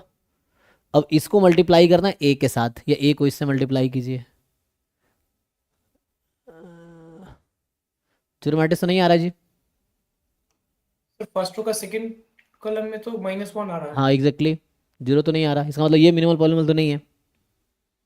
फिर एक ही पॉसिबिलिटी बचती है कैरेक्टरिस्टिक पॉलिनोमियल, है ना।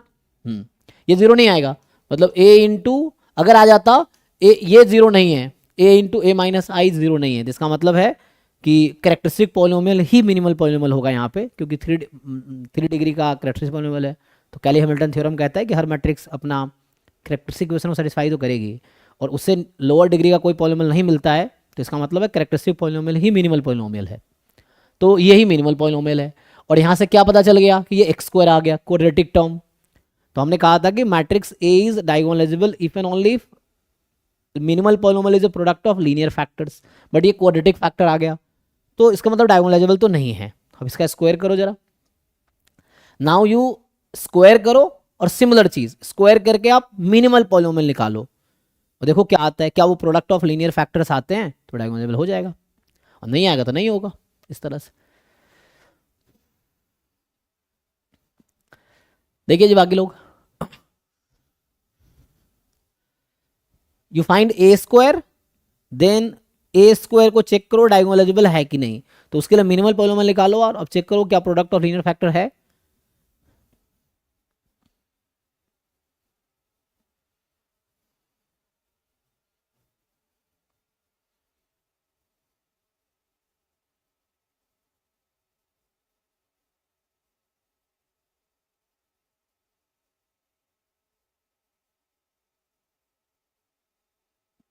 इतना टाइम लगेगा? इससे कम टाइम में तो मैं कर लूँगा सॉल्व। बताओ भाई जल्दी। तो मतलब बोर्ड पे लिखना शुरू कर इतनी देर में, तो मैं बोर्ड पे भी हो जाएगा। सर सेम आ रहा है, a स्क्वायर a। ओह यही आ गया। फिर तो दिक्कत है, सेम तो नहीं आना चाहिए ऐसे। 0 1 0 0 0 0 0 0 1 यही ना। तो यहाँ से a स्क्वायर इसको खुद से मल्टीप्लाई करना है, मतलब नहीं नहीं आ रहा है। सेम नहीं आएगा ना, आएगा सेम। नहीं सही से मल्टीप्लाई कीजिए आराम से, जल्दीबाजी नहीं है। 3 जो है एलिमेंट 1 आएगा, बाकी 0 आ रहा है। अच्छा, तो ये वाला 1 है बाकी 0, तो ये a स्क्वायर आ गया ना। अब इसका मिनिमल पॉलिनोमियल निकालिए a स्क्वायर मैट्रिक्स का, जैसे ये m(a)x था। बाकी लोग क्या सो रहे हो क्या? बाकी लोग एक दो बच्चा जो एक्टिव है, फिर कहते हैं सर एग्जाम में मार्क्स नहीं आया, बहुत मेहनत किए थे रैंक नहीं आ रहा। कैसे रैंक आएगा भाई? जो बच्चा घर पे मेहनत कर रहा है, क्लास में मेहनत कर रहा है, उसी का तो रैंक आएगा। तुम लोग अपना एनर्जी बचा रहे हो, सीधा एग्जाम में लगाओगे, और एग्जाम में कुछ आएगा ही नहीं तो लगाओगे कहाँ? जब सीखोगे तभी तो एग्जाम में लगाओगे दिमाग। क्लास में सीखना नहीं है और सीधा एग्जाम में दिमाग यूज करोगे बचा के।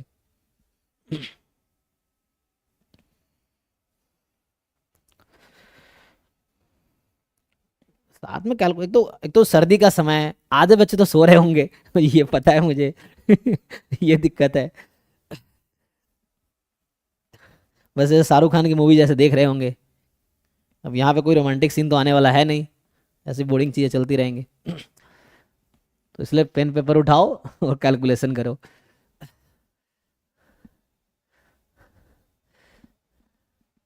क्या है मिनिमल पॉलिनोमियल, क्या आएगा इसका? ये तो मुझे दिख रहा है कि a माइनस आई जो है माइनस और क्वेश्चन ही आ जाएगा। ये आएगा। कौन सा केस? नहीं आएगा, x इंटू एक्स माइनस आई। इसका मतलब a इंटू ए माइनस आई का प्रोडक्ट जीरो मैट्रिक्स आएगा। तो ये काउंटर एग्जांपल है एक्चुअली। इन्फाइनिटली मेनी काउंटर एग्जांपल है इसके पास, क्योंकि कोई स्टेटमेंट फॉल्स है तो इन्फाइनिटली मेनी इसके पास काउंटर एग्जांपल है इसके पास स्पेशली। 1 मिनट बनाए, ऐसे और बना सकते हैं आप, तो उस तरह से मिल जाएगा। So this is the counter example for this statement, this is false, so B is false due to this. इसमें क्या हो रहा है, ए स्क्वायर डायगोनलाइजेबल है, ये डायगोनलाइजेबल है क्योंकि इसका minimal polynomial product of linear factor है। ए डायगोनलाइजेबल नहीं है क्योंकि इसका minimal polynomial product of linear factor नहीं है, if and only if condition होती है इसीलिए। नाउ थर्ड ऑप्शन पे आते, पहले दो ऑप्शन डिस्कस कर लिया ना, तो पहला ऑप्शन ट्रू था। सपोज ये उल्टा होता सर कि ए डायगोनलाइजेबल है और ए स्क्वायर तब डायगोनलाइजेबल होता है कि नहीं? ओके तो ये तो मुझे लगा यहीं से आ जाएगा। वैसे ठीक है, प्रॉब्लम कहाँ हो रही है, जैसे ये होगा अगर P inverse A P D है, स्क्वायरिंग दोनों तरफ कर दो आप, P इन्वर्टिबल मैट्रिक्स है तो P1 स्क्वायर ए स्क्वायर P स्क्वायर, ये D स्क्वायर हो जाएगा, और D स्क्वायर तो मान लो ये D1 है एग्जाम्पल के लिए। तो ए स्क्वायर के लिए भी तो आइगन वेक्टर सेम आएगा ना? ए क्या आएगा, हम लोग लैम्डा, तो ए स्क्वायर का लैम्डा स्क्वायर आएगा। हाँ आइगन वेक्टर तो सेम आएगा ना? वेक्टर सेम आएगा एग्जैक्टली। आइगन वेक्टर तो वहाँ पी कॉमन है। स्क्वायर की जगह पी रहेगा ना? देखना पड़ेगा, वो मैट्रिक्स इन्वर्टिबल होगा, सेम जनरेट करेगा, आइगन वेक्टर तो सेम मिलेगा। ये जो पी होता है कलेक्शन ऑफ आइगन वेक्टर का ही मैट्रिक्स। हाँ हाँ हाँ, वो बाद में वो हो जाएगा, सही है, कोई दिक्कत नहीं है वो, क्योंकि दोनों तरफ वो है ना, पी ए पी इनवर्स भी तो है, तो वो जाके सिंप्लीफाई हो जाएगा। दैट द एंड वही चीज़ है जो आप कहना चाह रहे हो, वही रिड्यूस होगा। तो D1 स्क्वायर क्या आएगा, D1 तो नहीं आएगा, यहाँ D2 आ जाएगा, और P inverse A square P, तो वैसे तो ट्रू रहेगा, स्ट्रेट फॉरवर्ड ट्रू रहेगा, है ना, हो जाएगा ऐसे।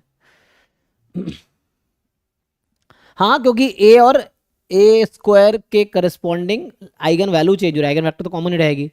तो लेकिन फिर भी मैं ना सेफ साइड के लिए पी स्क्वायर लिख रहा था मैं, ए बी बराबर लैम्डा वी ना,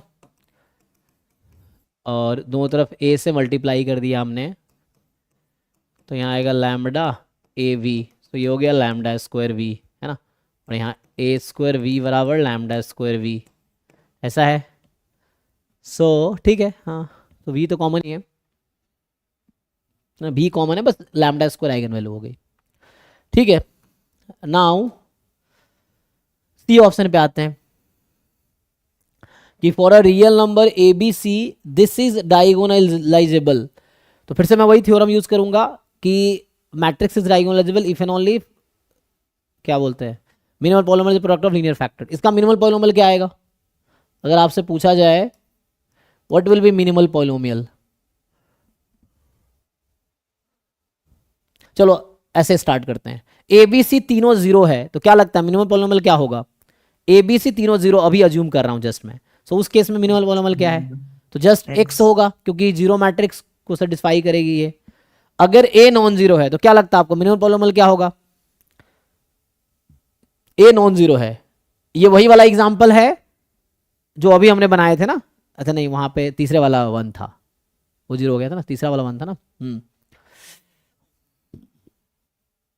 एक्स तो नहीं आएगा, फिर एक्स स्क्वायर आएगा, ठीक है, फिर ए स्क्वायर जीरो आएगा। मैं कह रहा हूं ए को नॉन जीरो लेते हैं, बी सी को जीरो लेते हैं दूसरे केस में, पहले कहा तीनों को जीरो लेते हैं, तो एक्स मिनिमल करेंगे तो जीरो आ जाएगा। हाँ तो ए स्क्वायर जीरो आ जाएगा, ये होगा। अगर ए बी सी तीनों नॉन जीरो ले लोगे ना तो एक्स क्यूब हो जाएगा। तो देखो अभी हमने क्या कहा कि matrix is diagonalizable if and only if minimal polynomial is product of linear factor. तो यहां पर तो आइगन वैल्यू कॉमन है ना, तो दूसरा आइगन वैल्यू तो आना ही नहीं है क्योंकि आइगन वैल्यू तो जीरो ही है। तो मिनिमल पॉलिनोमियल की तीन possibility, x, x square, x cube, क्योंकि इसका कैरेक्टरिस्टिक पॉलिनोमियल तो एक्स क्यूब है और आपको पता होता है कि minimal polynomial divides characteristic polynomial. तो ये तीन कैंडिडेट है मिनिमल पॉलिनोमियल के लिए। अब सोचो किस केस में minimal polynomial product of linear factor है, तो ये तो क्वाड्रेटिक है, ये आउट, क्यूबिक आउट, तो only this is the favourable minimal polynomial for diagonalisable matrix. और ये मिनिमल पॉलिनोमियल होने का क्या मतलब है, मैट्रिक्स को जीरो मैट्रिक्स होना पड़ेगा तभी एक्स मिनिमल पॉलिनोमियल हो सकता है ना। X is a minimal polynomial of a matrix A if and only if A is a zero matrix, if and only if, है ना। अगर x is a minimal polynomial of any matrix then a is a zero matrix if and only if condition है। so इसका मतलब ये हो गया कि a b c को जीरो ही होना पड़ेगा क्योंकि इन तीनों में से कोई भी एक नॉन जीरो हुआ ना तो एक्स स्क्वायर मिनिमल पॉलिनॉमियल होगी, 2 या 3 नॉन जीरो हुआ तो एक्स क्यू मिनिमल पॉलिनॉमियल हो जाएगी। तो एक्स होने के लिए तीनों को जीरो होना पड़ेगा, तो जीरो होना पड़ेगा, तो that is the true statement. ठीक है, ये ट्रू था, ये फॉल्स था, तो ये मिनिमल पॉलिनॉमियल थ्रू डिसाइड हो गया। तो लीनियर मिनिमल पॉलिनॉमियल लीनियर तभी होगी जब ये जीरो मैट्रिक्स होगी। नेक्स्ट है कि for real numbers A B C D E F, है ना, ए आपको दे रखा है सेमी मैट्रिक्स है ना, अच्छा बस नंबर बदल दिया, ए डी एफ यहाँ पे बी, ओके। दिस ए जो है डायगोनलाइजेबल है, बता रखा है फिर से, तो अगर वही चीज़ अगर ए डी एफ डिफरेंट होगा तो पक्का डायगोनलाइजेबल तो ऐसे ही हो ही जाना है, और नहीं है तब भी डायगोनलाइजेबल हो जाना है। कहने का मतलब ये है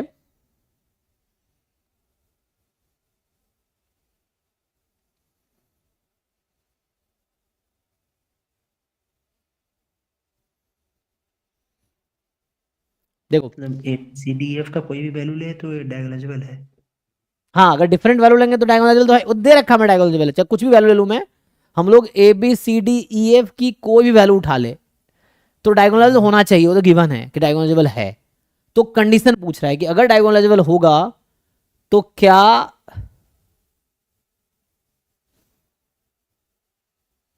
तो वो तो हम जानते हैं ना, इस मैट्रिक्स की आइगन वैल्यू क्या क्या है, ए डी एफ। उस नीचे भी क्वेश्चन है क्या? ना इतना ही है, आगे कुछ नहीं, यही बस इतना ही आपको डिसाइड करना ट्रू या फॉल्स। दिख रहा है आपको कि अच्छा कट गया शायद, एक मिनट, वो मुझे दिख रहा है क्योंकि वो पट्टी आ रहा हो ना वहाँ पे, तो उसको मैं ओवर कर देता हूँ, एक मिनट। सो ये है एक्चुअली, पूछ रहा है, नहीं ये गिवन है, ये गिवन है, पूछ वो रहा है, तो इफ है ना, तो वो गिवन है, आपसे ये पूछ रहा है।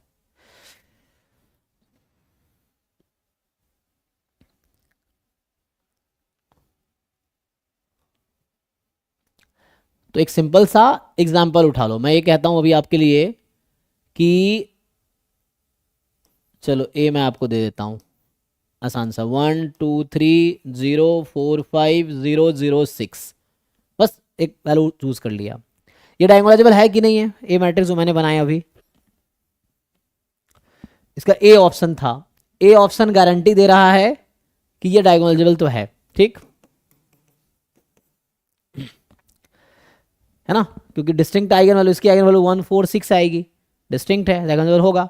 अब इसी मैट्रिक्स में आप खुद चेक करके बताओ कि क्या ए इंटू ए ट्रांसपोज और ए ट्रांसपोज ए इक्वल होगा। जैसे मैंने क्या कहा, आपको अगर पता नहीं चल रहा है क्या करना है तो एक एग्जांपल उठाओ, चेक करके देखो, अगर फॉल्स आ गया तो हो गया फॉल्स, ट्रू आया तो थोड़ा और सोचना पड़ेगा फिर। ये है, क्योंकि एक एग्जाम्पल ट्रू कहने से ट्रू नहीं होगा, करोड़ों एग्जाम्पल को ट्रू कहने से भी ट्रू नहीं होगा। उसके लिए या तो थ्योरम याद हो या फिर आप प्रूफ लिख सको, या खुद को कन्विंस कर लो कि हाँ ट्रू है, तब चलेगा।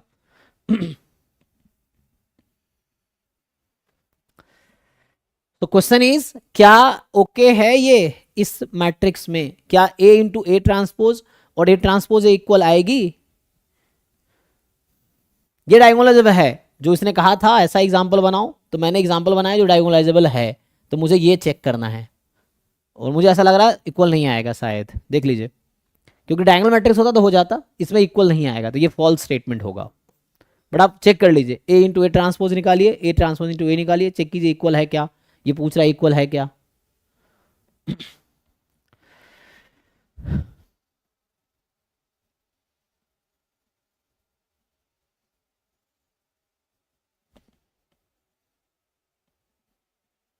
डन, तो ये चेक करो डिफरेंट आएगा, मैं ये कह रहा हूं इसके लिए, क्योंकि फर्स्ट मिनिमल पॉलिनोमियल्स नहीं जा सकते हैं क्या यहाँ पे? मिनिमल पे क्यों जाएंगे, मिनिमल इसका ये है, मिनिमल है x-1 x-4 x-6। नहीं सर, ये जो क्वेश्चन है, नहीं, इसका मिनिमल पॉलिनोमियल से क्या रिलेशन है, इसका कोई लगता है आपको मिनिमल पॉलिनोमियल से रिलेशन है? रिलेशन डायगोनलाइजेबिलिटी का है, जब डायगोनलाइजेबल चेक करना होता है तो मिनिमल पॉलिनोमियल चेक कर रहे थे, यहाँ डायगोनलाइजेबल गिवन है, चेक नहीं करना है, तो हम क्यों मिनिमल पॉलिनोमियल यूज करेंगे। हम मिनिमल पॉलिनोमियल वहां यूज कर रहे थे जहां मुझे डायगोनलाइजेबल चेक करना था, यहाँ चेक नहीं करना, यहाँ गिवन है, हमें ये डिसाइड करना है ट्रू और फॉल्स, और इसका मिनिमल पॉलिनोमियल से कोई रिलेशन नहीं है, ये है। सर अलग आ रहा है, अलग आ रहा है ना, इसका मतलब है कि ये ऑप्शन फॉल्स है। देखो तो सिंपली वही कह रहा हूं, जैसे आपको अगर पता ना चले कि ऑप्शन ट्रू है कि फॉल्स है, तो you start with just take one example. If जो बोला हुआ है उसके अकॉर्डिंग एक एग्जांपल बनाओ, और देन जो बोला हुआ है उसको चेक करके देखते हैं। तो फॉल्स होगा, यूजुअली फॉल्स मिल जाता है। जैसे यहाँ बनाया अभी, इसका एक काउंटर एग्जाम्पल बनाया था मैंने अभी, इसका काउंटर एग्जाम्पल बनाया। क्योंकि आप अगर गलत स्टेटमेंट को प्रूव करने की कोशिश करोगे तो प्रूव तो होगा नहीं, और टाइम भी खत्म हो जाएगा। ये चीजें हैं। सिमिलरली ट्रू स्टेटमेंट को फॉल्स करने की कोशिश करेंगे, वो भी नहीं कर पाएंगे। ये है। तो प्रैक्टिस करके आपको आइडिया मिलेगा क्या करना है क्या नहीं करना है। सो आइए नेक्स्ट क्वेश्चन पे। ये तो आसान है, पहले भी डिस्कस किया था ना। देखिए सो ये 4 ऑप्शन है, दिख रहा है चारों आपको। 7/8, 8 छुप गया होगा लास्ट में, 7/8 है।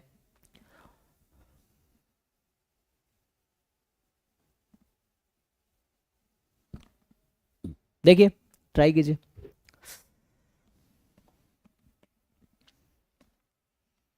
ये कह रहा है कि ओमेगा जो कि नेचुरल नंबर है, ये जो ओमेगा लिखा है सेट ऑफ नेचुरल नंबर है। सो ओमेगा यहाँ पे सेट ऑफ नेचुरल नंबर है 1 2 3 4 अप टू इन्फिनिटी, और एच जो है collection of all subsets of omega का है। तो एच यहाँ सिग्मा फील्ड है, तो मतलब पावर सेट ऑफ ओमेगा हो गया, तो ऑल सबसेट्स आर इवेंट्स। तो एच पे यहाँ इग्नोर कर दोगे तो भी कोई दिक्कत नहीं, क्योंकि जहाँ भी सिग्मा फील्ड नहीं गिवन होता है ऑब्वियसली यही सिग्मा फील्ड होता है ना। जैसे आप इस लेवल तक आए हैं, आप देखते होंगे रेयरली कहीं सिग्मा फील्ड गिवन होता है। तो जहाँ सिग्मा फील्ड नहीं गिवन है वहाँ यही वाला सिग्मा फील्ड है।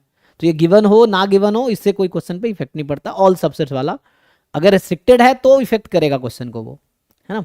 ये है। तो ऑल सबसेट्स अगर मतलब पावर सेट ओमेगा का है तो ये तो सिग्मा फील्ड होगा ही, तो कोई दिक्कत नहीं है, उसको हटाओ। अभी देखते हैं P be the probability major on H, क्योंकि आपको पता होगा प्रोबेबिलिटी फंक्शन का डोमेन सिग्मा फील्ड होता है, कोडोमेन रेंज 0 to 1 है। तो आपको probability at each point defined है। तो अगर आप रैंडम वेरिएबल के थ्रू सोचेंगे तो ये ज्योमेट्रिक टाइप का है ना, ये है। And X omega to R है, एक्स ओमेगा ओमेगा है, समझिए। तो मतलब ओमेगा जो है वो नेचुरल नंबर है, तो एक्स का रेंज भी नेचुरल नंबर है, मतलब आइडेंटिटी फंक्शन है। तो एक्स आइडेंटिटी फंक्शन है, तो मैंने कहा ज्योमेट्रिक रैंडम वेरिएबल है। तो कहने का मतलब ये आ गया कि probability X is equal to K, ये प्रोबेबिलिटी है 1/2 की पावर के, जो कि वहां गिवन है। के इज अ नेचुरल नंबर, समझिए। तो पूछ रहा है देयर एग्जिस्ट के इन सैंपल स्पेस सच दैट, इसकी प्रोबेबिलिटी इससे कम होगी, होगी ना। लार्ज ले लो के, है ना। K tends to infinity, so probability of K will tend to 0, और ये एप्सिलॉन है, समझिए। तो ये एक फिक्स एप्सिलॉन है, यहाँ आर्बिट्री नहीं बोल रहे हैं ना, ये एक पर्टिकुलर एप्सिलॉन है। तो इनफैक्ट किसी भी एप्सिलॉन के लिए ट्रू होगा। जैसे आपको, अच्छा अभी जो उस समय कह रहा था मैं आपको वो चीज़ कन्विंस कर दिखाता हूँ। देखो जैसे क्या हम कह रहे थे कि हम लोग जानते हैं कि प्रोबेबिलिटी ऑफ के फ्रॉम 1 to इन्फिनिटी ये होता है 1 PMF का सम। और सीरीज का अगर अप्रोच आप लगाएंगे तो क्या समझ आता है कि सीरीज ए के, ये प्रोबेबिलिटी छूट गया यहाँ पे, प्रोबेबिलिटी ऑफ के समेशन 1 होता है, प्रोबेबिलिटी ऑफ के 1 होता है PMF के थ्रू। अब क्या जानते हैं, सीक्वेंस सीरीज अगर कन्वर्जेंट है तो सीक्वेंस की लिमिट 0 होगी। P of K will tend to 0 as के टेंड्स टू इन्फिनिटी। और इसको अगर आप इसी लाइन को मैं एप्सिलॉन के टर्म में लिखूं तो क्या होगा, for all epsilon greater than 0 there exist natural number n0 such that P of K is less than epsilon for all epsilon more than 0। ये बिल्कुल वैसे ही कंडीशन है जैसे वहां पे था, देखिए। तो वहां मोर देन था, यहाँ लेस देन है। ये तो लिख रहे हैं कि पी के लेस देन एप्सिलॉन होगा for all epsilon more than 0, लेकिन after those terms which this, इसका मतलब है कि पी के विल बी ऑलमोस्ट 0, मतलब 0 होगा, 0 के नेबरहुड में होगा। तो 0 है ऑलमोस्ट, जब के बहुत लार्ज है उसके लिए। एनीवे, है ना। तो इस चीज को हम वैसा लिख रहे हैं। अभी पॉइंट पे आते हैं सीधा सीधा। तो ये ट्रू स्टेटमेंट है, के बहुत लार्ज लेंगे तो वैल्यू उससे छोटी तो हो ही जाएगी। अब यहाँ पे देखिए, ये आपको कह रहा है कि probability x more than equal to, तो अगर यहाँ पे 4 है तो 4 + 1/n इसके राइट में है, 4 - 1/n इसके लेफ्ट में है। तो कह रहा है x की वैल्यू 4 + 1/n से ज़्यादा की प्रोबेबिलिटी बताओ। तो जब n टेंस टू इन्फिनिटी लोगे ना तो ये 4 प्लस एप्साइलॉन है, इस टाइप का समझो आप, है ना। तो इस तरह से कहने का मतलब ये है कि 4 plus 1/n will tend to 0 by right side. So ultimately ये प्रोबेबिलिटी जो आपसे पूछा जा रहा है एक्स स्ट्रिक्टली मोर देन 4 पूछा जा रहा है, कहने का मतलब ये है क्योंकि ये 4 प्लस एप्साइलॉन है, मोर देन इक्वल टू 0 है, और n टेंस टू इन्फिनिटी होगी तो 1। सर यहीं पे कंफ्यूजन होता है कि हम लोग पहले लिमिट टेंड करवा देते हैं तब प्रोबेबिलिटी निकालते हैं। नहीं नहीं, तो वो गलत हो जाएगा। सर आपको आप समझना अभी है, जैसे अब कुछ लोग ऐसा सोच सकते हैं n को हम इन्फिनिटी रख देते हैं तो आप निकाल दोगे probability x more than equal to 4, और ये होगा गलत। उसकी वजह आपको समझना है। क्या आपको लगता है x की वैल्यू कभी 4 हो पाएगी यहां पे?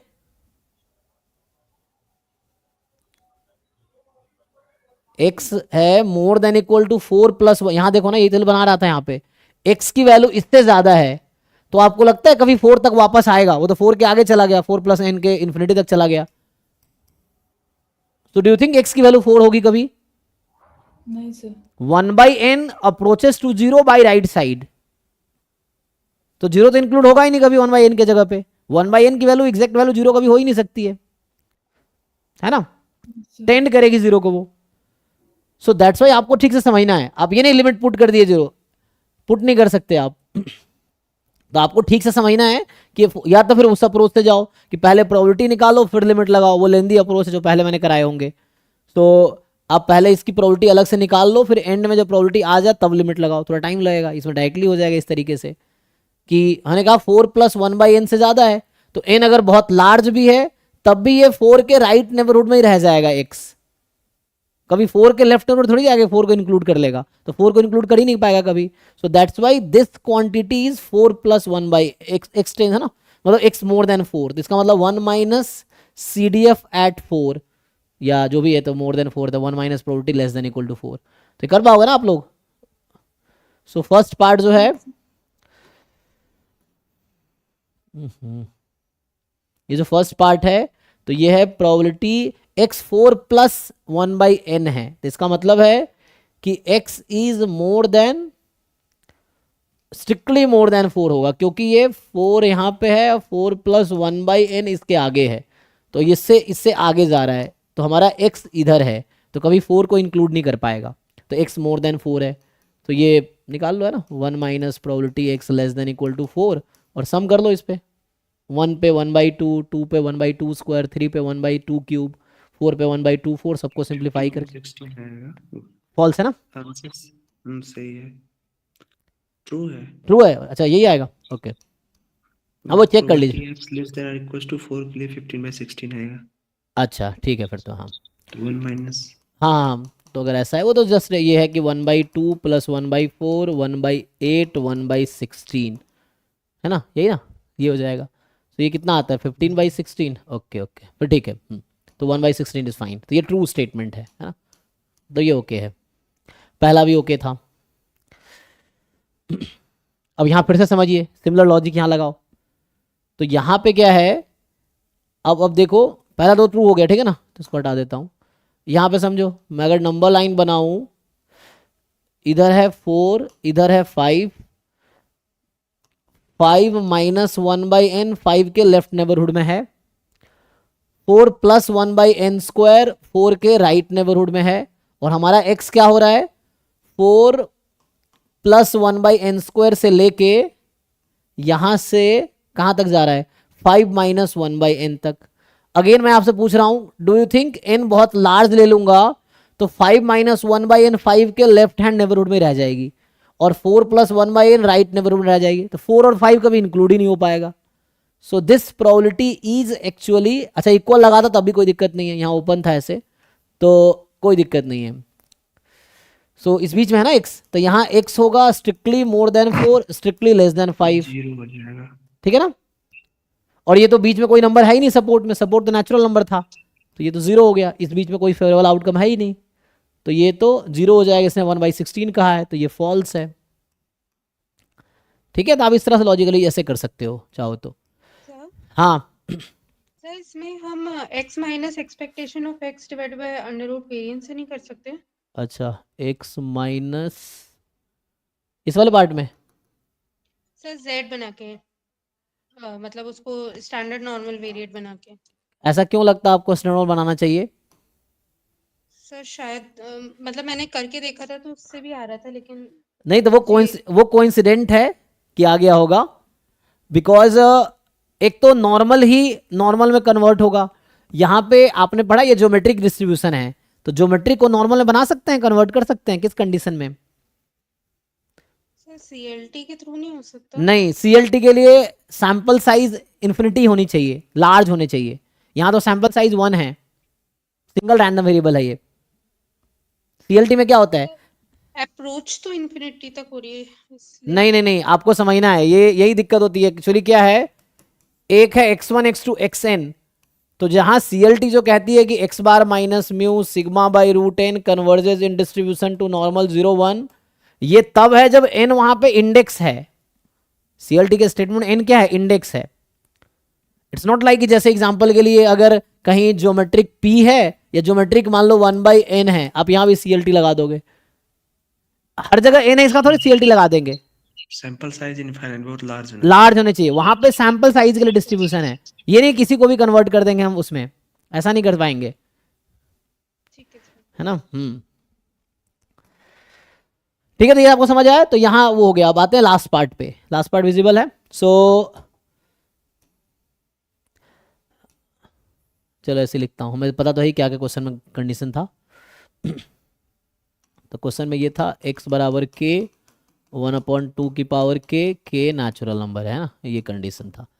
पूछ क्या रहा है, xn is 3 plus minus 1/n की power n for all n, मतलब सीक्वेंस दे दिया आपको। अब पूछ रहा है p x less than equal to 1/n। अब ध्यान से देखो, इसको भी मैं प्लॉट करता हूं यहाँ पे। तो इसके पास 2 सब सीक्वेंसेस हैं, आपको समझ आ रहा होगा। ऑड n के लिए बनेगा 3 माइनस 1/n, इवन सब सीक्वेंस के लिए बनेगा, मतलब इवन n के लिए बनेगा 3 प्लस 1/n।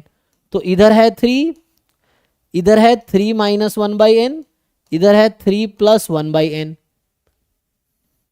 एक थ्योरम मैं याद दिला देता हूं आपको, x less than equal to x1 and x less than equal to x2, if and only if x less than equal to, क्या लिखते हैं, ये थ्योरम है, मिनिमम ऑफ x1 x2, ये होगा। दूसरा और याद दिलाता हूं, x more than equal to x1 and x more than equal to x2, if and only if x more than equal to maximum of x1 x2। अब यहां लेस देन इक्वल टू का चक्कर है तो ये थ्योरम यूज होगा, या वैसे भी लॉजिकली आप देख सकते हैं। ये कहना चाह रहा है कि x less then xn when n is large. अब n लार्ज है तो आपको क्या पता ऑड है गिवन है, तो फॉर ऑल n होने चाहिए। तो हमारा जो क्वेश्चन है x less than this and x less than this, so what do you think, what is intersection? तो एट द एंड ये जो टर्म आपको दिख रहा है, this will reduce to x less than 3 minus 1/n, तो ये आएगा 3 माइनस 1/n। और ये फिर से लेफ्ट हैंड लिमिट ऑफ 3 है, लेफ्ट हैंड लिमिट है ना, और n बहुत लार्ज होगा तो कभी भी ये 3 को इंक्लूड तो कर नहीं पाएगा, क्योंकि 3 माइनस 1/n इधर है, हमें यहां तक जाना है, तो ये तो 3 तो कभी इंक्लूड हो ही नहीं पाएगा इसमें, चाहे n कितना भी हम लार्ज ले ले, ये ज़्यादा से ज़्यादा 3 के राइट साइड लेफ्ट साइड तक जा सकती है। तो ये एक्चुअली x लेस देन 3 है, और ये निकाल लीजिए। कुछ कंफ्यूजन है पूछिए। क्वेश्चन था limit n tends to infinity probability x less than equal to xn 7/8, और ये है 3 प्लस 1/n, ये है 3 माइनस 1/n, ऐसा समझ लीजिए आप चाहे तो। यहाँ आ गया x less than equal to minimum of 3 plus 1/n 3 minus 1/n। यहाँ से आपको देख के भी समझ आ रहा होगा x इससे भी छोटा होना चाहिए, इससे भी छोटा होना चाहिए फॉर ईच n जो कि लार्ज है, तो उसके लिए इंटरसेक्शन ये आएगा। बता दोनों सब सीक्वेंस के लिए लेस देन है, जबकि अगर मोर देन होता ना तो फिर इधर से आगे जाना पड़ता। अगर मोर देन वाला कंडीशन होता कि मोर देन दिस, तो फिर ये वाला पार्ट यूज होता, राइट वाला, बिकॉज ऑफ मैक्स कंडीशन। ठीक है, x लेस देन 3 कितना आएगा, स्ट्रिक्टली लेस देन 3 है तो 1 2 पे बस कंडीशन ऐड करना आपको। तो 1/2 प्लस 1/4 कितना, 3/4, सही लिखा है, देख लीजिए, फॉल्स है, तो इसका मतलब ये 7/8 यहाँ दे रखा है, तो ये फॉल्स है। तो पहला ट्रू आया था दूसरा ट्रू आया था, तीसरा फॉल्स आया था, चौथा भी फॉल्स आया है। कुछ पूछना है तो पूछिए। ठीक है, देखिए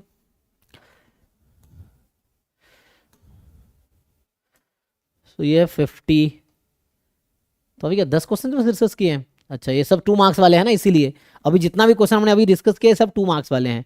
कल 40 आई थिंक 35 तक 1 मार्क्स वाले थे, 35 के बाद 2 मार्क्स स्टार्ट हुआ था ना, इसने दिया होगा कंडीशन। आई थिंक 35 तक जहाँ तक मुझे याद है 1 मार्क्स का था। उसके बाद लिखा होगा question number this to this is 2 marks each.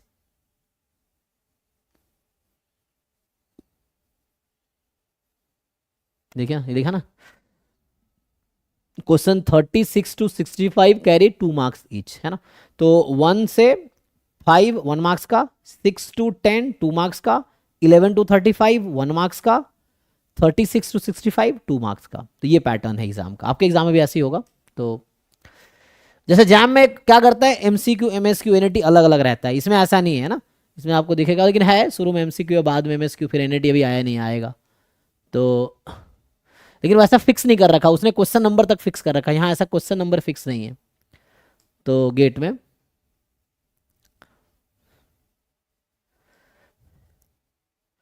सो हमने भी 50 तक डिस्कस किया है, टाइम तो हो ही गया, कल इसको कंप्लीट करते हैं। तो आप लोग कंप्लीट करके आइए सब लोग, 51 से लेके 65, एक क्लास और लगेगा इसमें। तो 51 से 65 तक कल कंप्लीट, कल हो जाना चाहिए ना, 15 क्वेश्चन हो जाएगा। तो ठीक है, 51 से 65 तक कल कंप्लीट ना। NAT लास्ट में है, यहाँ भी न्यूमेरिकल आंसर टाइप लास्ट में है NAT, लेकिन एग्जाम में सफल्ड रहता है, एग्जाम में है ना पेपर सफल्ड रहते हैं, सबके एक जैसा नहीं रहेगा, वैसा है। तो अभी मैं ही स्टॉप करता हूँ क्योंकि है ना, तो कल भी क्लास 9 to 11 होगी और 9 to 11 में हम लोग इसको कल कंप्लीट कर लेंगे। तो आप लोग 1 to 65 सॉल्व करके आइए, और जब मैं कराता हूँ तो आपको दिखेगा, फिर आप पूछ भी सकते हैं, बता भी सकते हैं, इस तरह से वैसा है। जब सॉल्व करके आएंगे तो आपको ज़्यादा समझ आएगा देन ऐसे ही देखने से, ठीक है। तो कल मैं 51 से स्टार्ट करता हूँ, 51 to 65 कल डिस्कस करेंगे। अभी डाउट क्लास होगी तो बाकी लोग जा सकते हैं। Thank you.